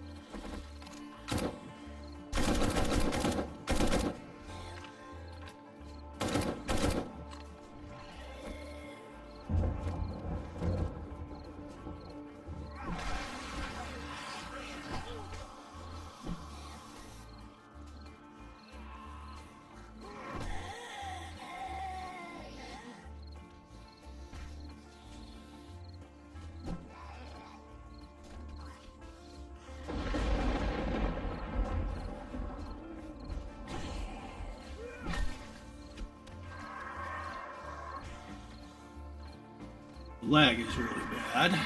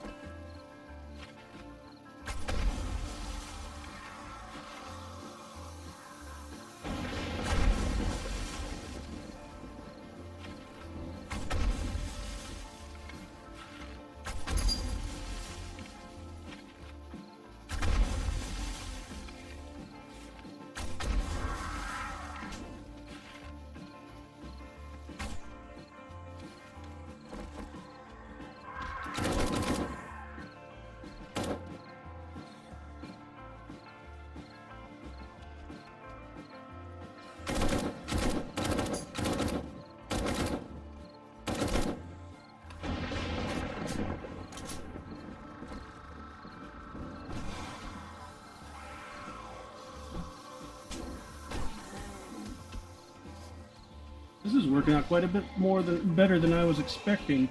I thought for sure that they were going to have trouble pathing all the way up here because it's so far.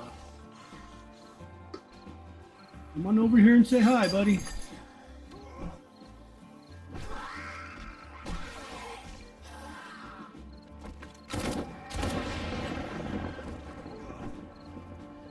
That lag is kind of a problem, though. They are beating on things down there. I just don't know if they're how far down they are where they're beating, or if it's just these jump blocks here that they're beating on.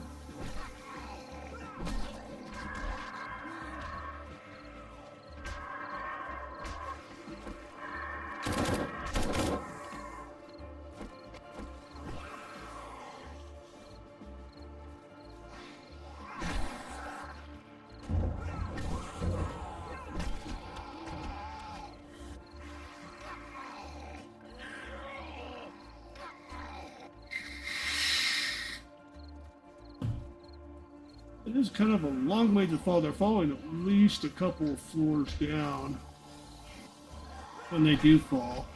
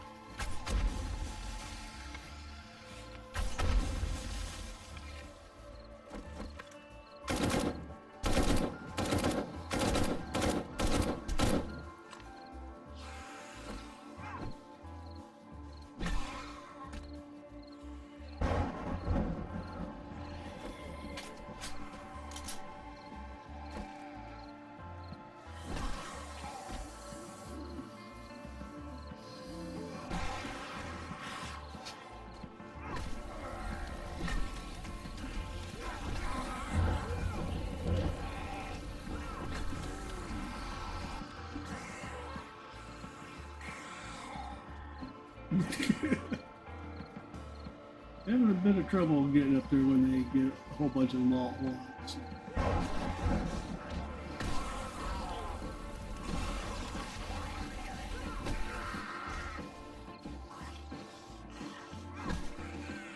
There's the skipper riding the pole again. Got our little buddy Tweaker Tommy riding the pole with her.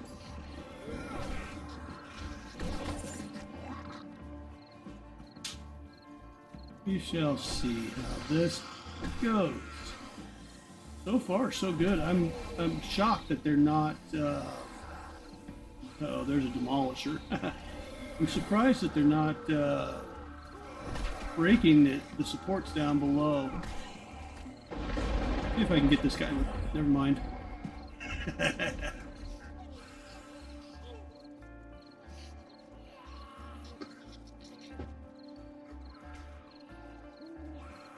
Let's step back here and see if I can pop out of my camera.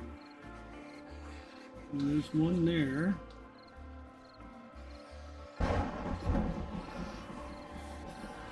Oh, he got inside and he's beating on me.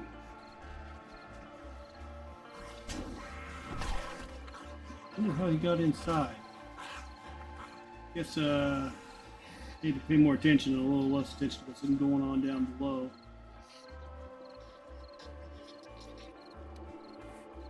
I don't even have any medical supplies. So now I have a broken bone and an infection.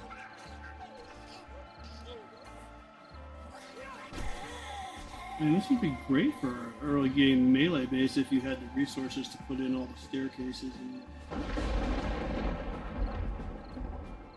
And there's more of you down there. Only midnight, for crying out loud.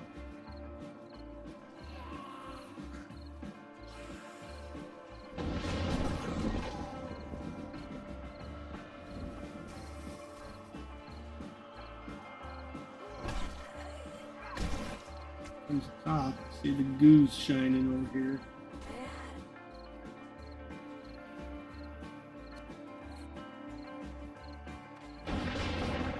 Abrasions, broken leg, mild infection. Hello?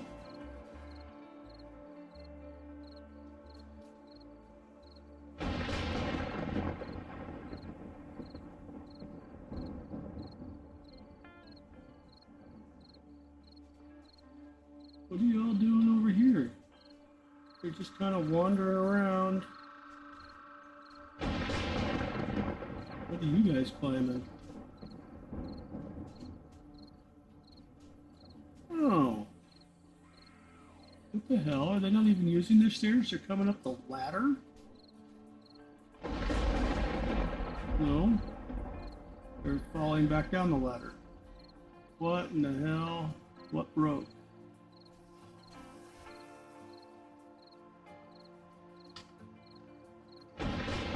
That's fine. Well, that one lost one.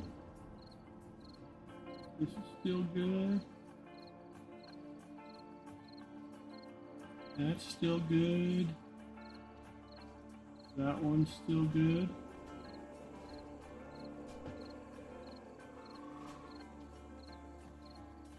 Oh. But you can't figure out how to jump up on the blocks here? Well, let's put one in there for you.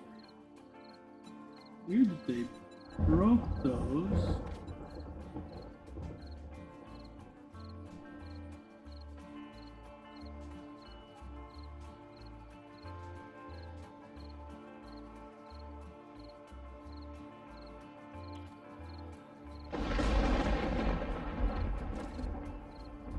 Okay, well, they should be coming back up now.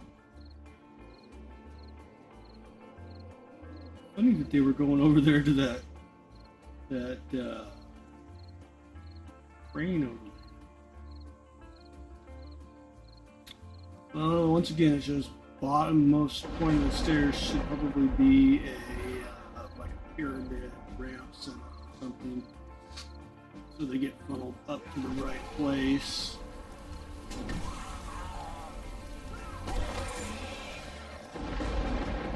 There's that demolisher again. Maybe he'll get all the way over here this time and bat him off.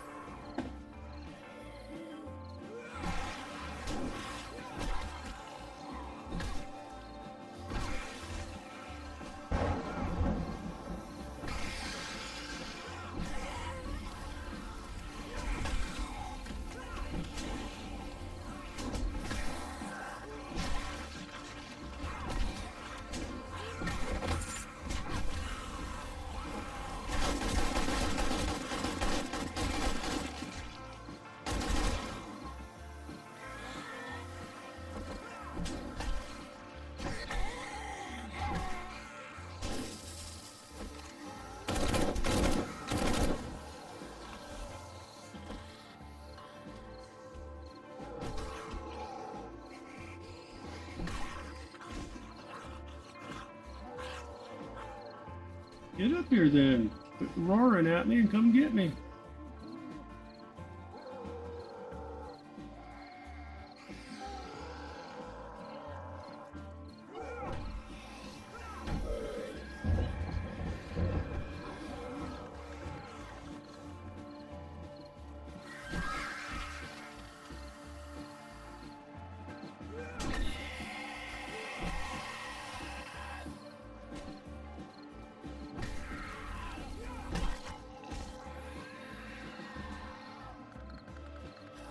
Is it demolisher again?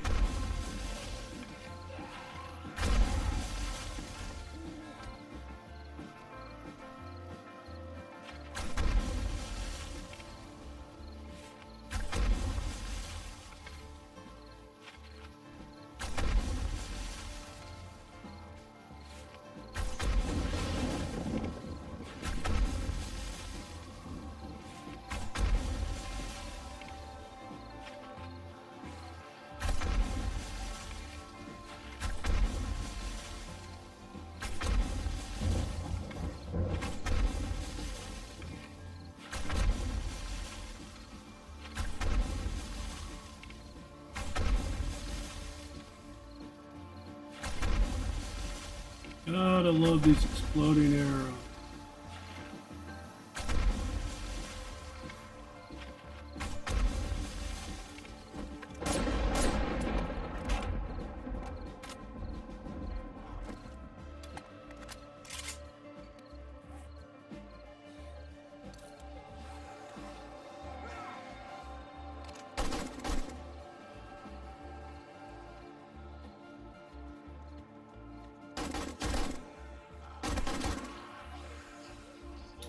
They jump up, I knock them back down.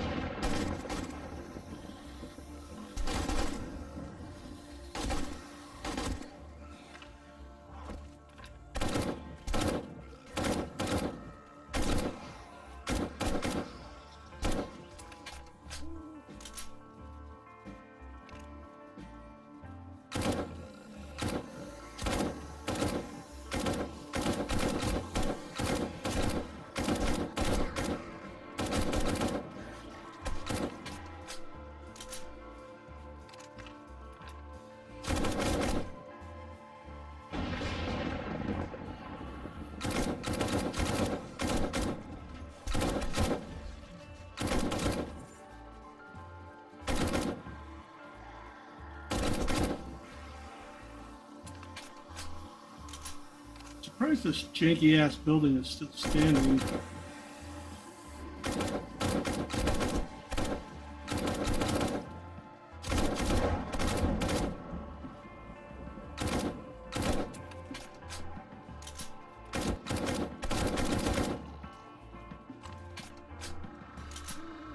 Half hour left.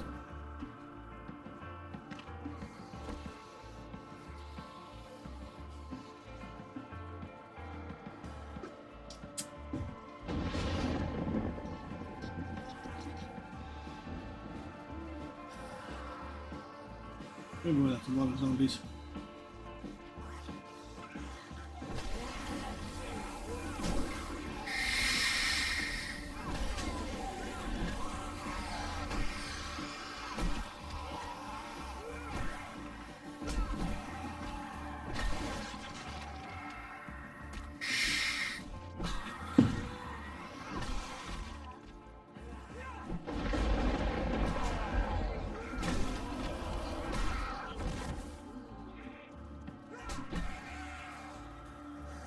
Come on, Jigglebutt, get out of my way. Can't see through your fat ass. Thank you.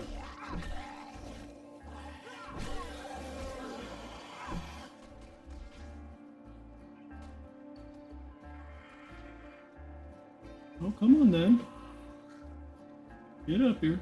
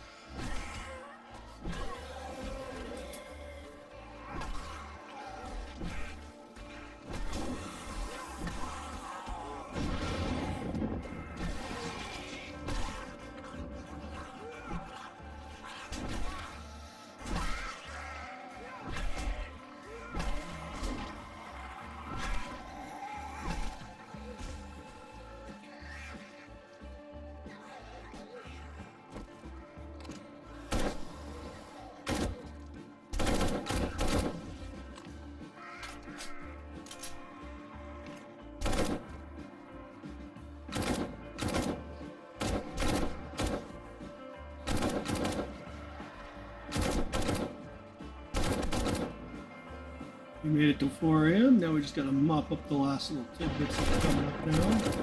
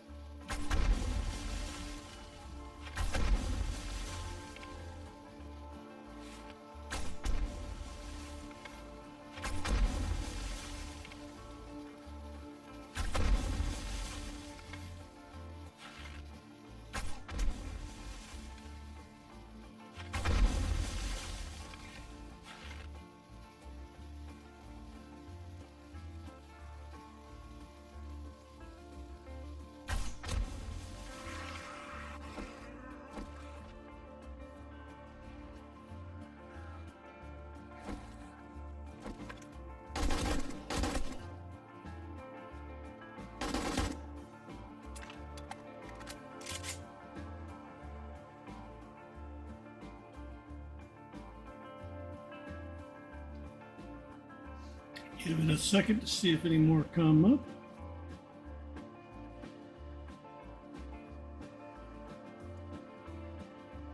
I don't hear any. Oh, there is one. Two more. Three more.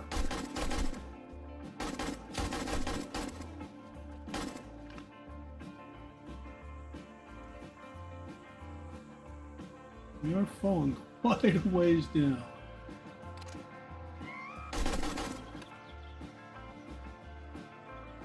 Okay, so they broke that there. Looks like all the way across here.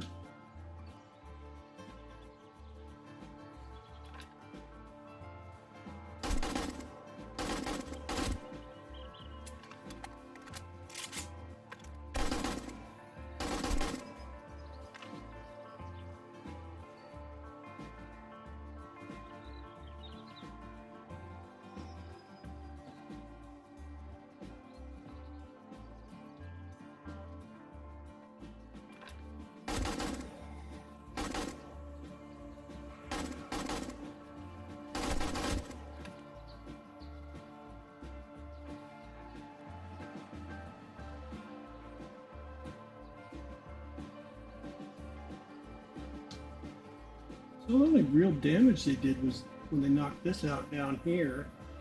Just goes to show that we should have put in a like a pyramid or something perhaps to get them up onto the stairs a little easier.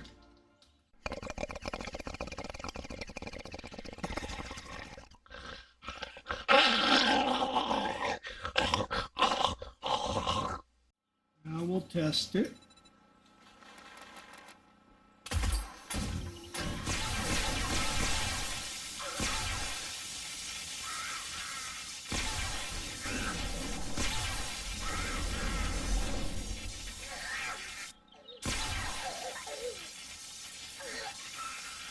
Wow, good head action.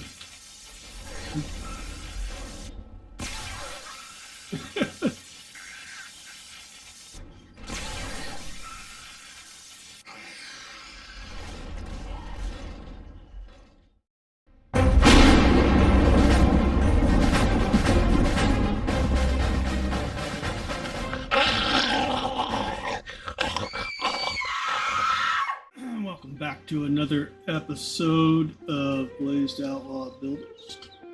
Today we are going to turn this hospital into a AFK base, and then we're going to run it against the Day 7000 Horde. So the first thing I'm going to do is I'm going to dig a gap in the ceiling, and I will be on this side when the zombies come on that side. So I'm going to commence and get on with it, and when I have that part done, I'll come back.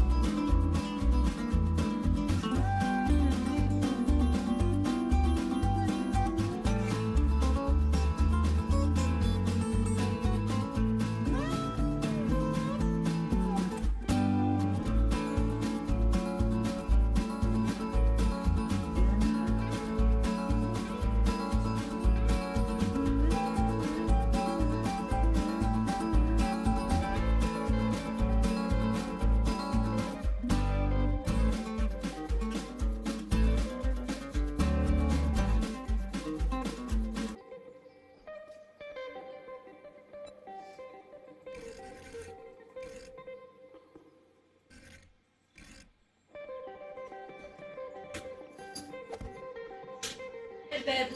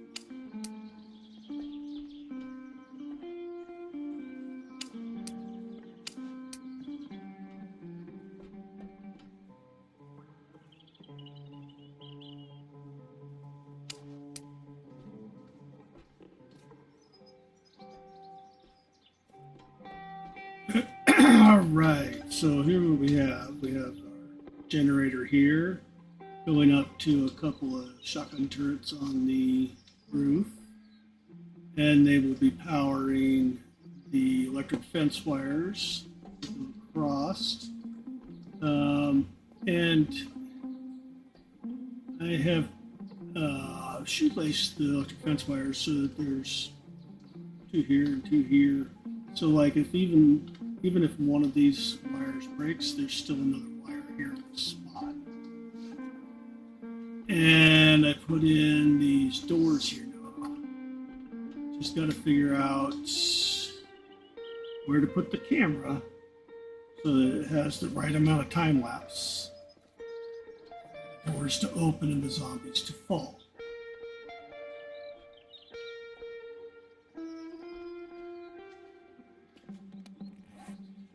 So I'm going to do that next, and I will get back to you.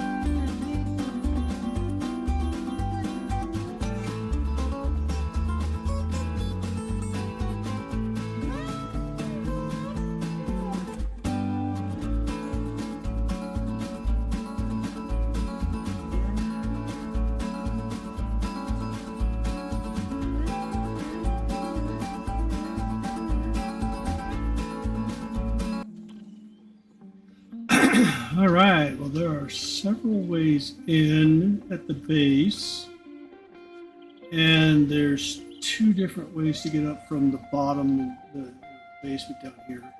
But basically, the zombies will come in, and they'll just wind their way up these stairs, like so.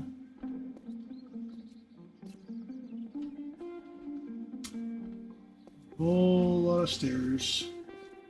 Now, you wouldn't have to necessarily use steel like I did. It just happened to be what I had on hand. Obviously, if you were doing this, you'd probably be starting out with cobblestone or concrete, maybe.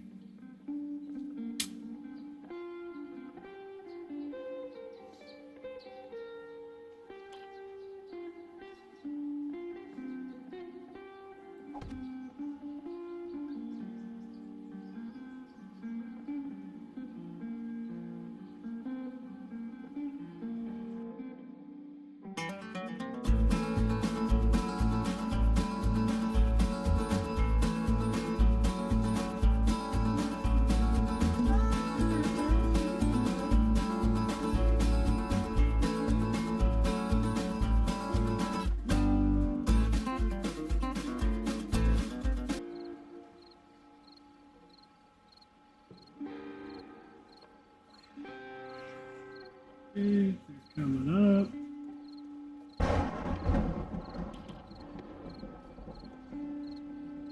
Doors are both closed, so the first zombie should be able to run right across them and hit the wires. Bam! Door opens, they fall.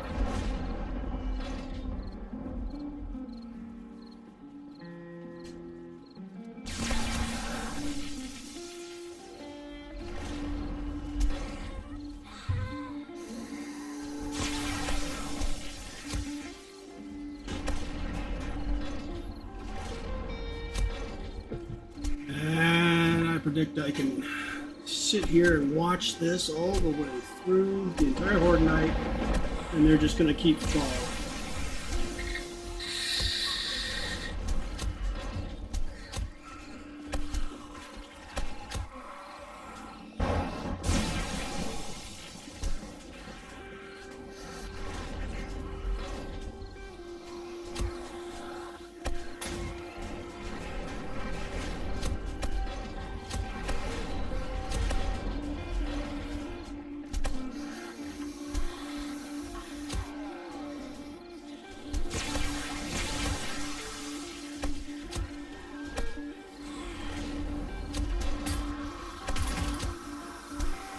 I'm over here. That's right. Drop them over.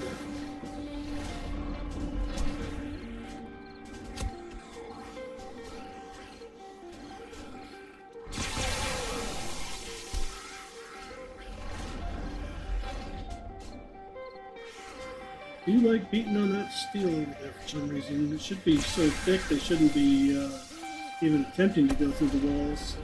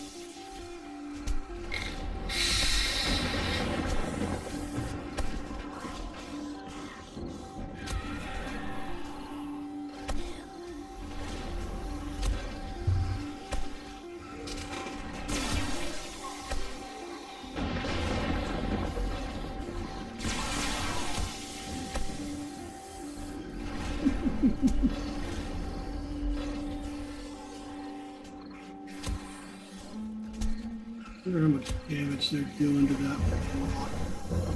See, that block's down halfway already. That's not good at all.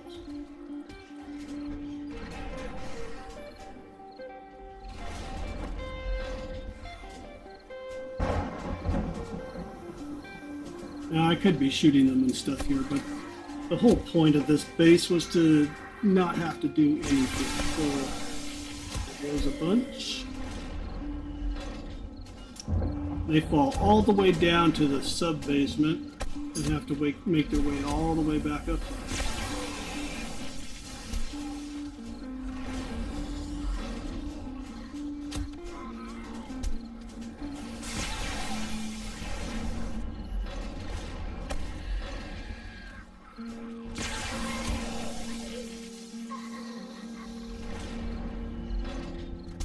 And that's 1 hour down.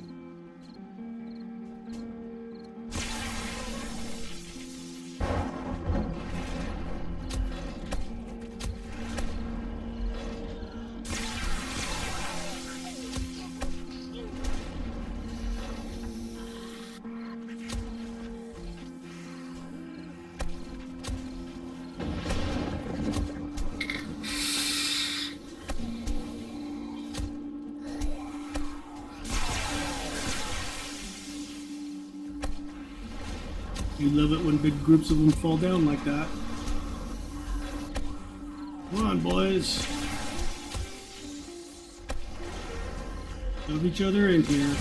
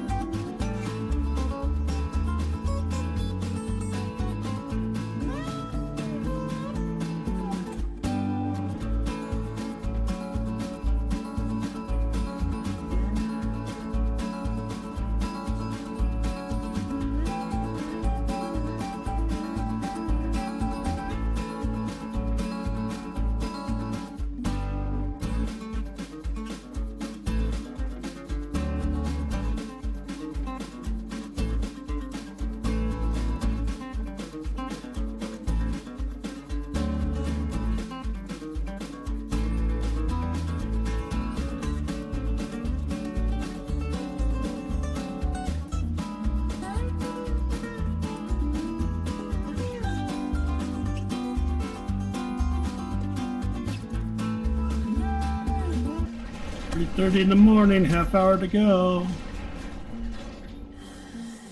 We still aren't through here yet. Lag is amazing, killing me. My frame rate is 12 FPS right now, 17 FPS.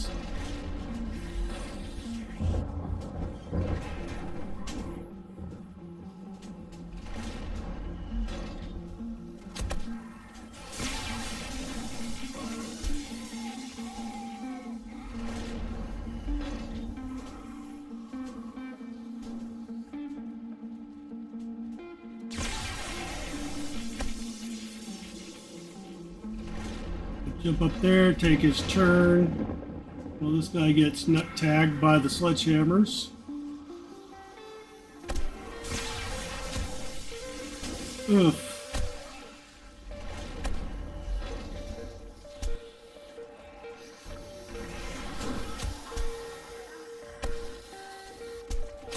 You're getting the occasional hit in on me.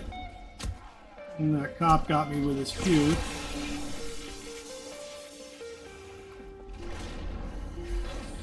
See, my health is still over half, and I haven't lifted a finger to do anything except for that one zombie.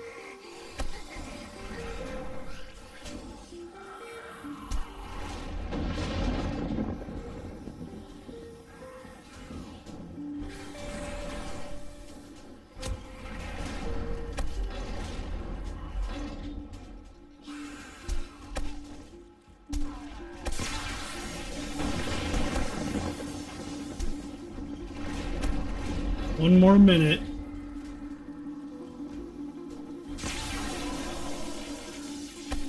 Okay. Kill all. Day one. Oops. Set time. Day one. 0, 500. Okay, first, they still have not breached on either side. They did manage to beat this through. How much damage is in here? See, not a lot.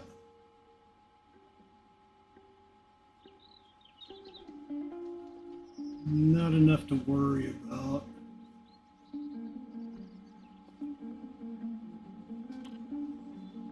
Okay, I got 2 bags out here.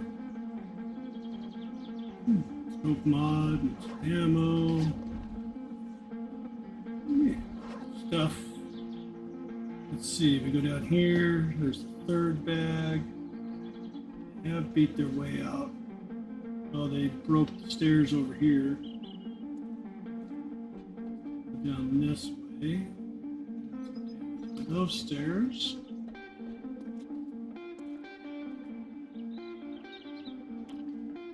See, there's a couple of bags down there.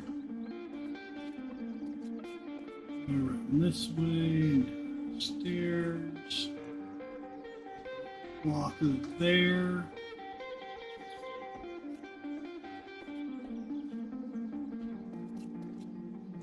This way, this way. Here. Go down more.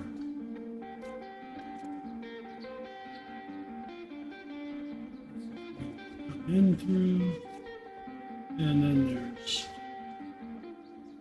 this down here. Oops. Got 2 bags down here. So a total of 5 bags. Fully AFK. Day 7,000. Insane difficulty. Walk away, do nothing, horrendous. Now, like I said, it would be beneficial to put maybe dart traps around the sides down there, pointing in towards the center of the hole. So we could go, put a wall of dart traps right here, too high and all the way across that section. And then when 4 o'clock hits, we flip on, you know, and don't even have to flip it on the switch. You could, but you could use the relay timers, the timer relays. Set it to 4 a.m. 4 a.m. Dart traps come on, and then any zombie that falls down in here gets pelted with darts. And that would make it a true AFK base, because then you wouldn't even have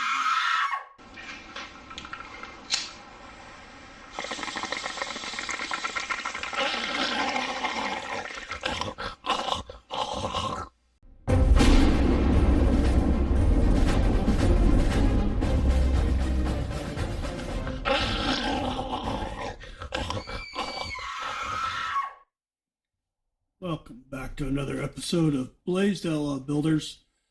Today we're going to build another AFK base, but I have a bit of a different idea, and I'm going to start with this pit here. And there's going to be a staircase leading out so that when the zombies fall down the pit and the cameras down here see them, they will shoot them with darts. But the zombies will have a way to get back up out of there, so they have no reason to stand there and beat on the bars. And I'm going to dig a passageway down the back so that I can hook them up and load them and whatnot. But this is going to be my attempt at a from scratch AFK base. So let me get on with this, and I will get back to you when I've made some progress.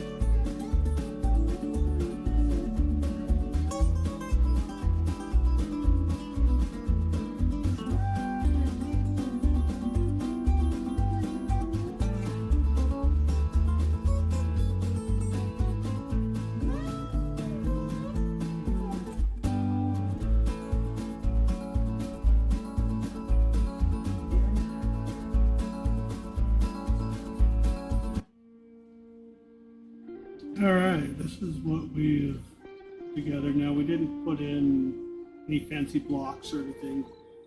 Just made it a plain Jane. I'm just trying to show that I can do it. Make a board base from scratch that will withstand board without having to do anything. So obviously the zombies will come up here onto this platform and eventually work their way here, where they will hit the electrical wire and get stun locked long enough for the camera to notice that they're there. There's camera on both sides. Both sides. And then the camera will open the doors. The zombies will fall down through the floor into the pit, where they will come right back up the stairs, hopefully, and start the process. Now, that means that, like in the last build video, 4 o'clock, we still had all the zombies running around from the horde. At 4 a.m., this generator is also hooked up to these timer relays down here, which are both set to 4 a.m. At 4 a.m., these relays will send power to those cameras, so that any zombies that are down in the pit will be getting pelted with darts. So if we make it to 4 a.m. without dying, the dart traps will take care of the rest of the zombies for us. These 2 doors, close that one up there. I'm going to hang on to my instant kill pistol. Not necessarily to use it, but in case this whole thing goes bad and doors stop working or the electric fence stops working, so that we can then go from hopefully an AFK base to just hopefully staying alive through. Okay, so with that said, we are on insane difficulty. We got max 32 zombies. I'm not sure if you can handle more than that. And are on nightmare speed. So let's set the time to day 7,000 at 2200. Here we go. Might help if we turn the generator on.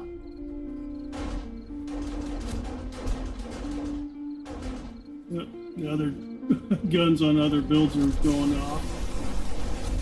Just like that.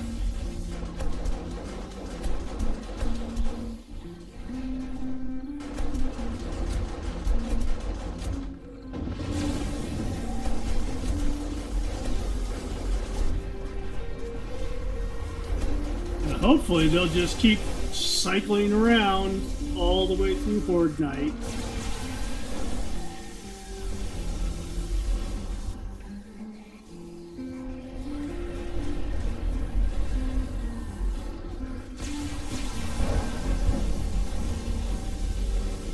Just keep going. Keep on following. Come to me, my pretties.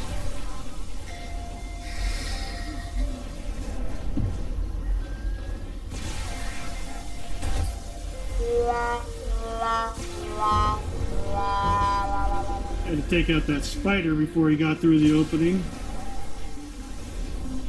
But for the vast majority of them, it seems to be doing just fine. Now, they are getting caught up every once in a while out there banging on those angled blocks that funnel them in. But, I mean, they're steel blocks, so they should withstand pretty well.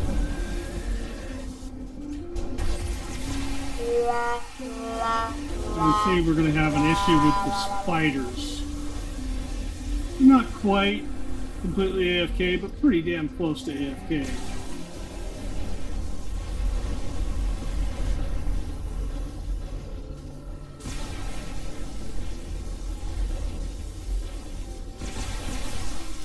Let's just see how much of this is still standing at the end of the horde, if any.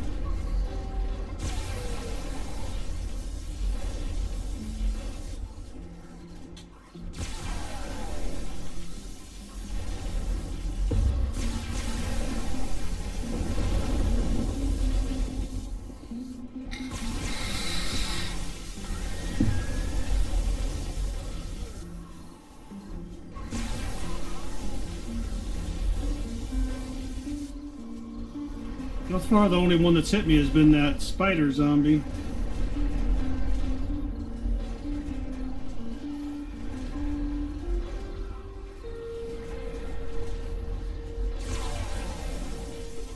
They seem to be more interested in coming down here to me if I'm up against the barrier.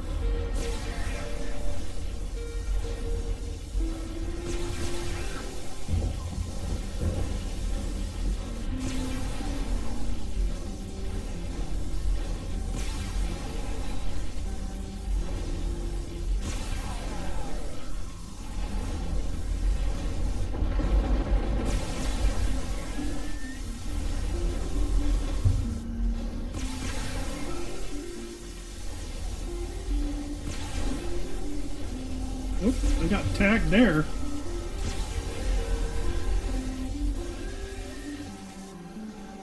Let's pop out of our body here for a second.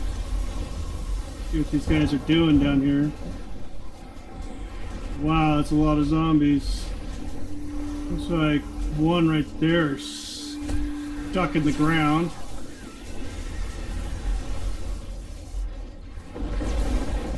And they are beating on everything.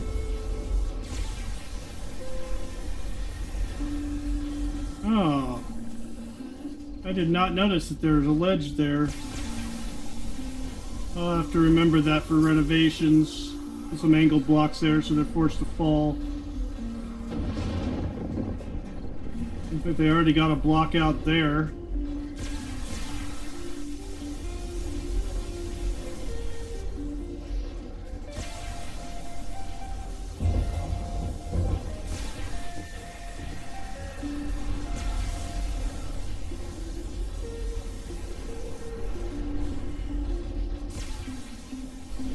Look at them all.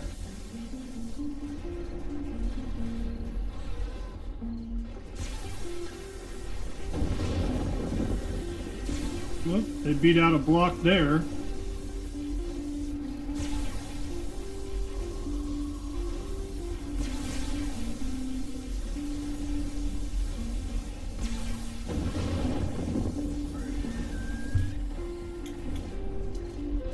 Well, like I said in the last video where I did an AFK base, you can't use this if you're looking to get the experience points, or if you're looking to get the loot, because as you can see, the only ones that have died are the ones that I shot, and nobody's dropped any loot bags yet.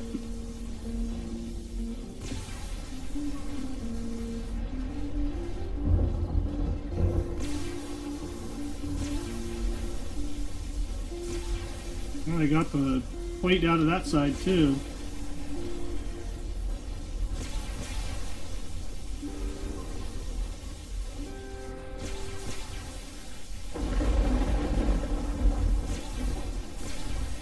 I suppose you could probably put a shotgun up on either side of the angled blocks there, pointing down at the other side to help stop the zombies from bashing their way through the walls there.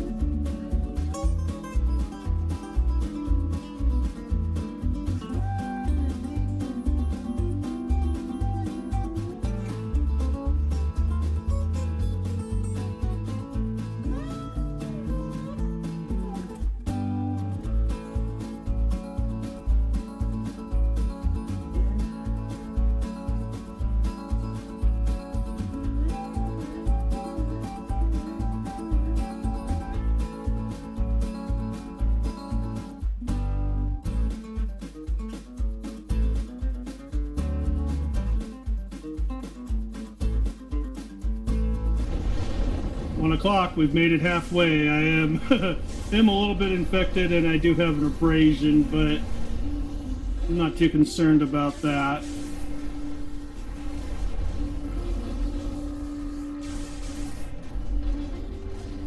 Now this would be fun if we put one of Jaw Whittle's, grenade, corridor grenade chute in here. And then we can just lob grenades down at them too.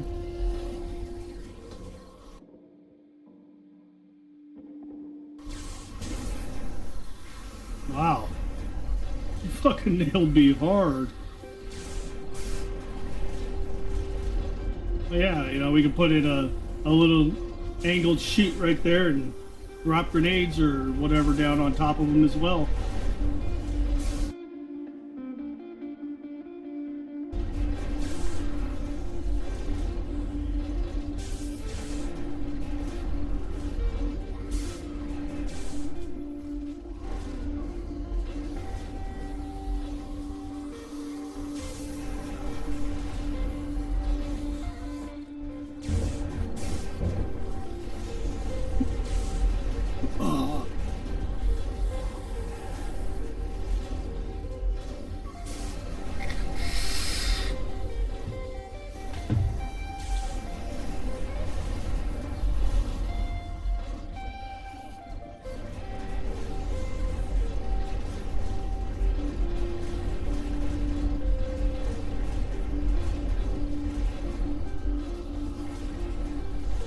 They really don't like that one wall out there.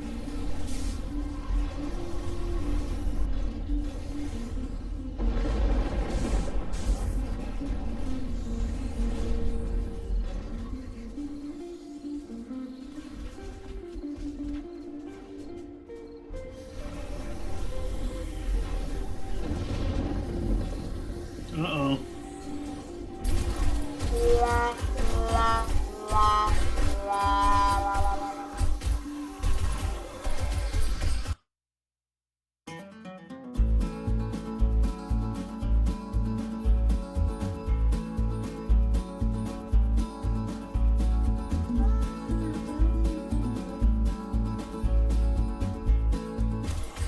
Our electric fence is down and one of our doors is inoperable.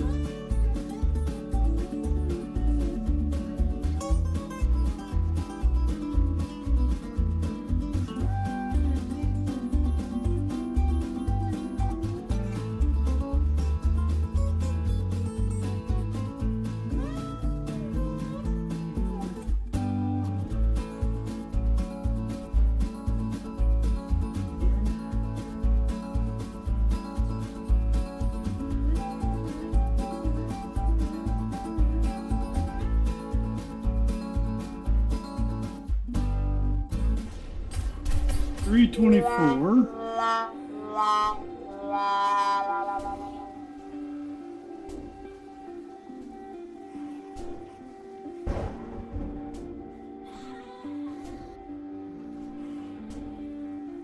I'm guessing that is all of the zombies. Go ahead, shut that off. Okay.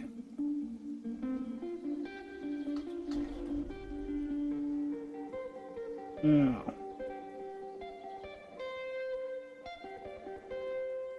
that electrical fence wire or electric fence post is pretty well, pretty much still in position, but we've lost the camera and the electric fence wire on this side.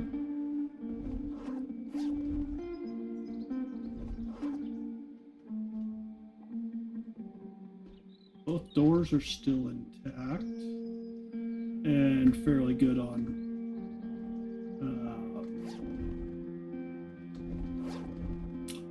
health. See, we only lost one block out of this side. Man, we lost a lot off this side. So it seems to me like we're going to have to put maybe a gun right here on top of this one, have it pointing straight down right here, and killing them, the ones that hang out there breaking shit. Maybe we lost a block there. Stairs are still good. And we lost a camera here. This camera's still in place. All right, so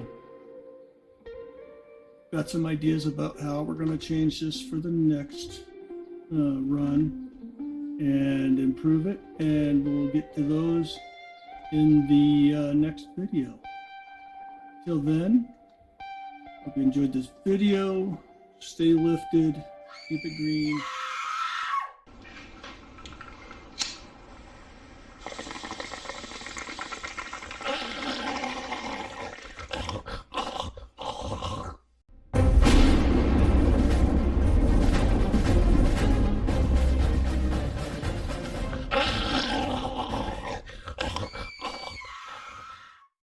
Episode of Blazed Outlaw Builders. Anybody that saw the last episode knows that my AFK horde base here was pretty much an epic fail. The first half of the horde, everything was going great, but by 1 o'clock, 1:30, somewhere in there, they had beaten through the wall here and come in, destroyed my electric fence, destroyed one of my cameras for the doors. Down here, they managed to break the bars on the front of that one and destroy the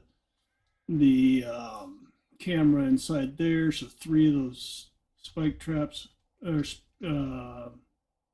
dart traps, weren't working. So in this episode, we're going to renovate this, make some changes, make some improvements, and we'll go from there. I'm going to get on with it, and then I will get back to you guys when I am finished.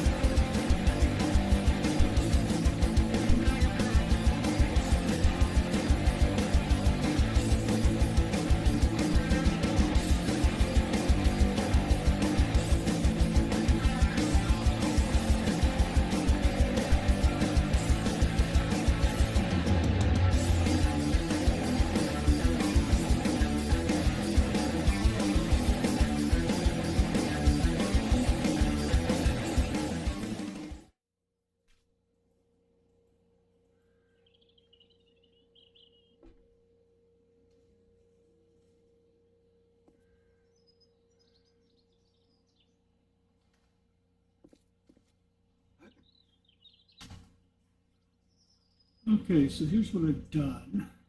I've replaced all the blocks that were broken. I have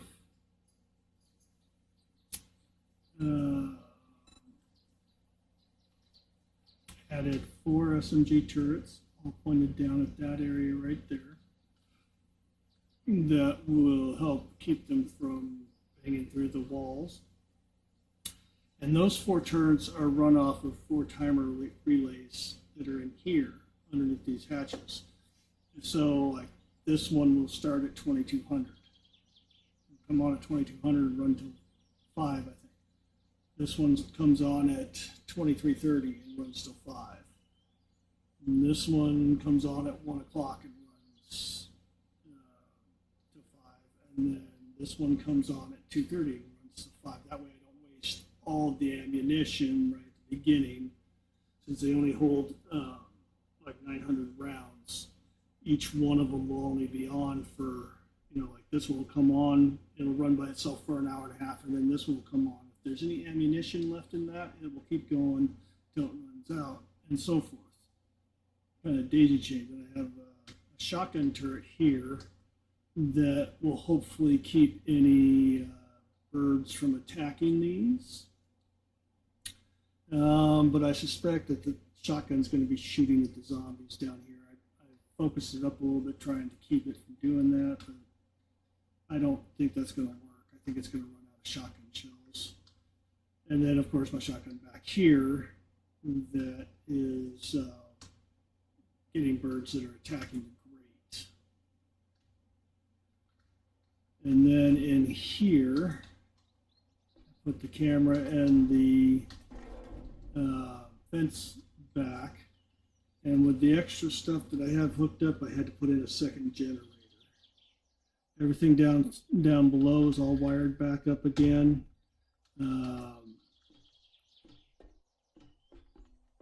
Running to these electric timer relays. These come on at 4, go off at 6. When those come on, they will power this camera, which will see the zombies falling and start shooting from these dart traps. Oh, again, I forgot to turn the generators on.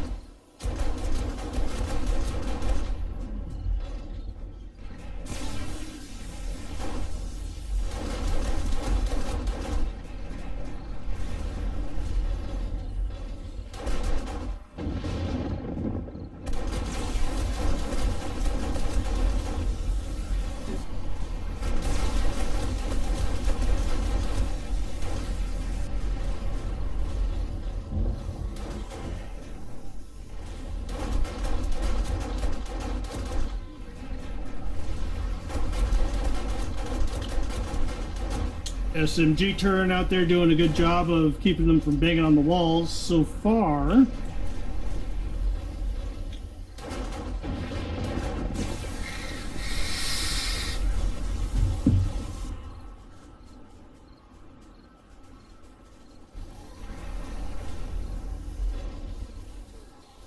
Let's go see what they're banging on.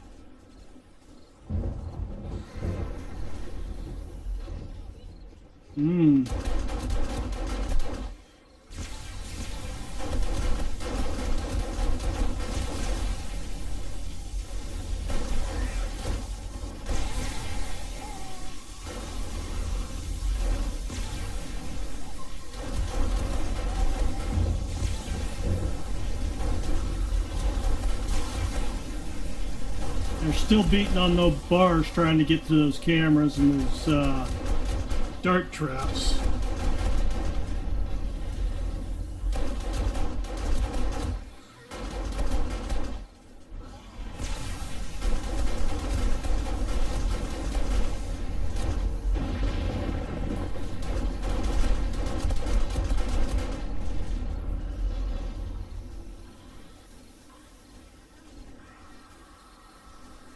Half hour in. I think they're trying to come up from underneath here.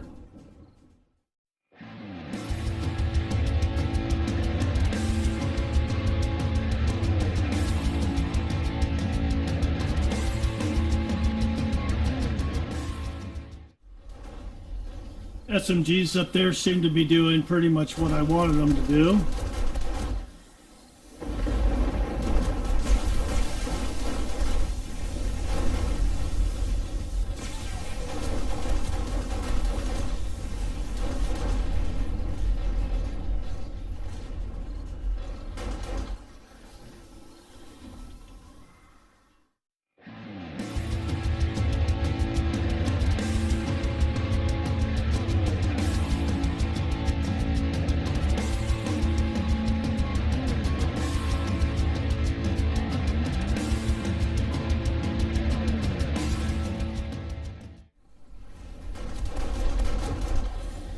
He ran for the wall and wanted to beat on the wall, and that gun took him out.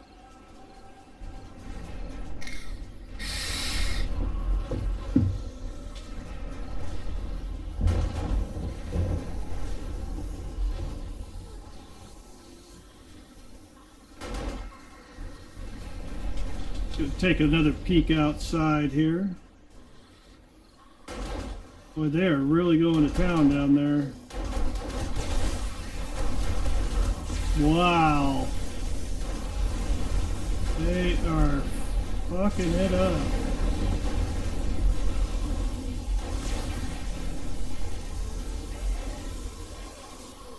I wonder what got them to start piling up down here and beating on the wall so viciously this time.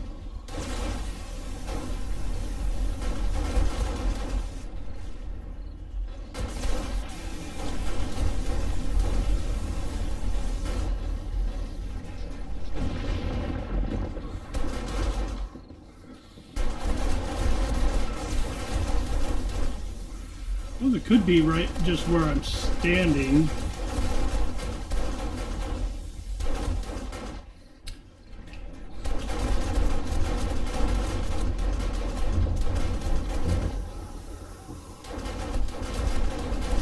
I may need to make that wall a bit thicker so it's less enticing to try to beat through.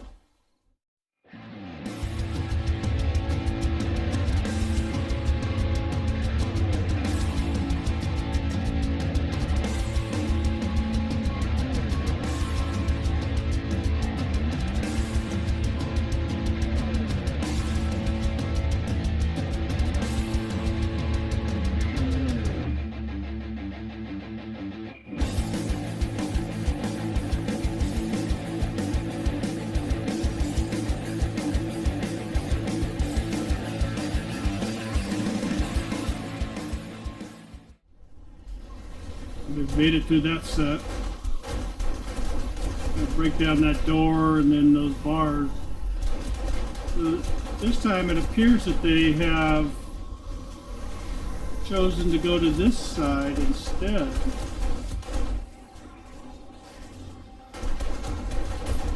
We have officially failed a second time with this AFK base. But we are still alive, so let's see where it goes. I would say that this particular base design is probably a lost cause. Now, I can use elements from this base, the concept of this base, to make it happen, but again, this is as it sits, the design as it is a lost cause. Clearly, I need to reevaluate how I am, how thick the walls are and how I'm routing the zombies. It's interesting that they went to the other side this time, though. And I suppose if you had enough repair materials that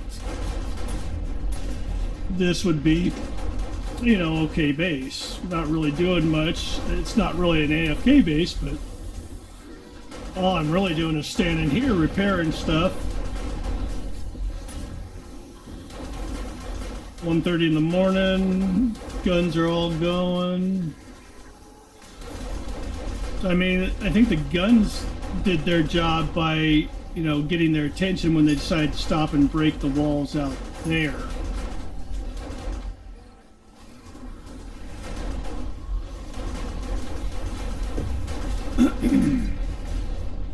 But the rest of the base, the design just isn't working per se. And I am having to stand here this whole time and keep repairing these to keep them from coming out, getting through. So in that regard, this is an epic fail. This does not do what I wanted to do, but we will figure it out.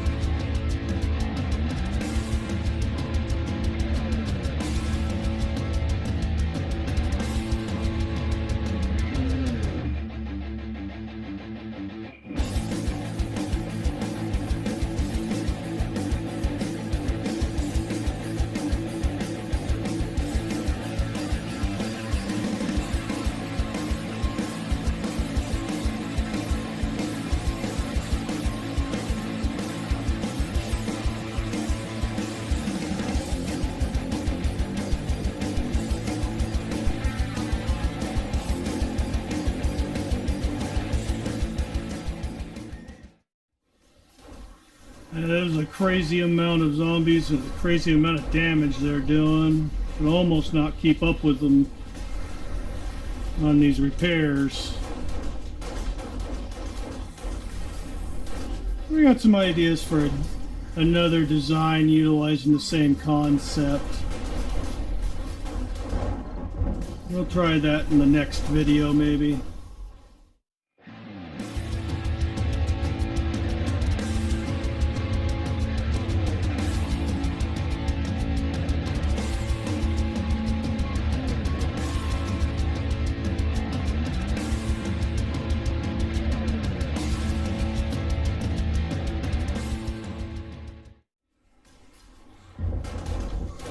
Half hour left, and then the dart traps are supposed to come on. Let's see if there's anything left of them to come on.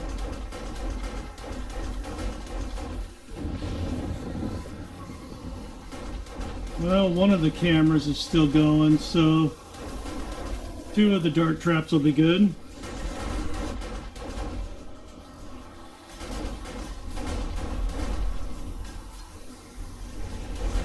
I have 2 of them hooked up to one camera and 3 of them hooked up to the other. The camera that's running the first 3 is gone, but the other one's still there. If we can make it another 25 minutes till 4 o'clock, that'll come on and start killing the zombies that are falling.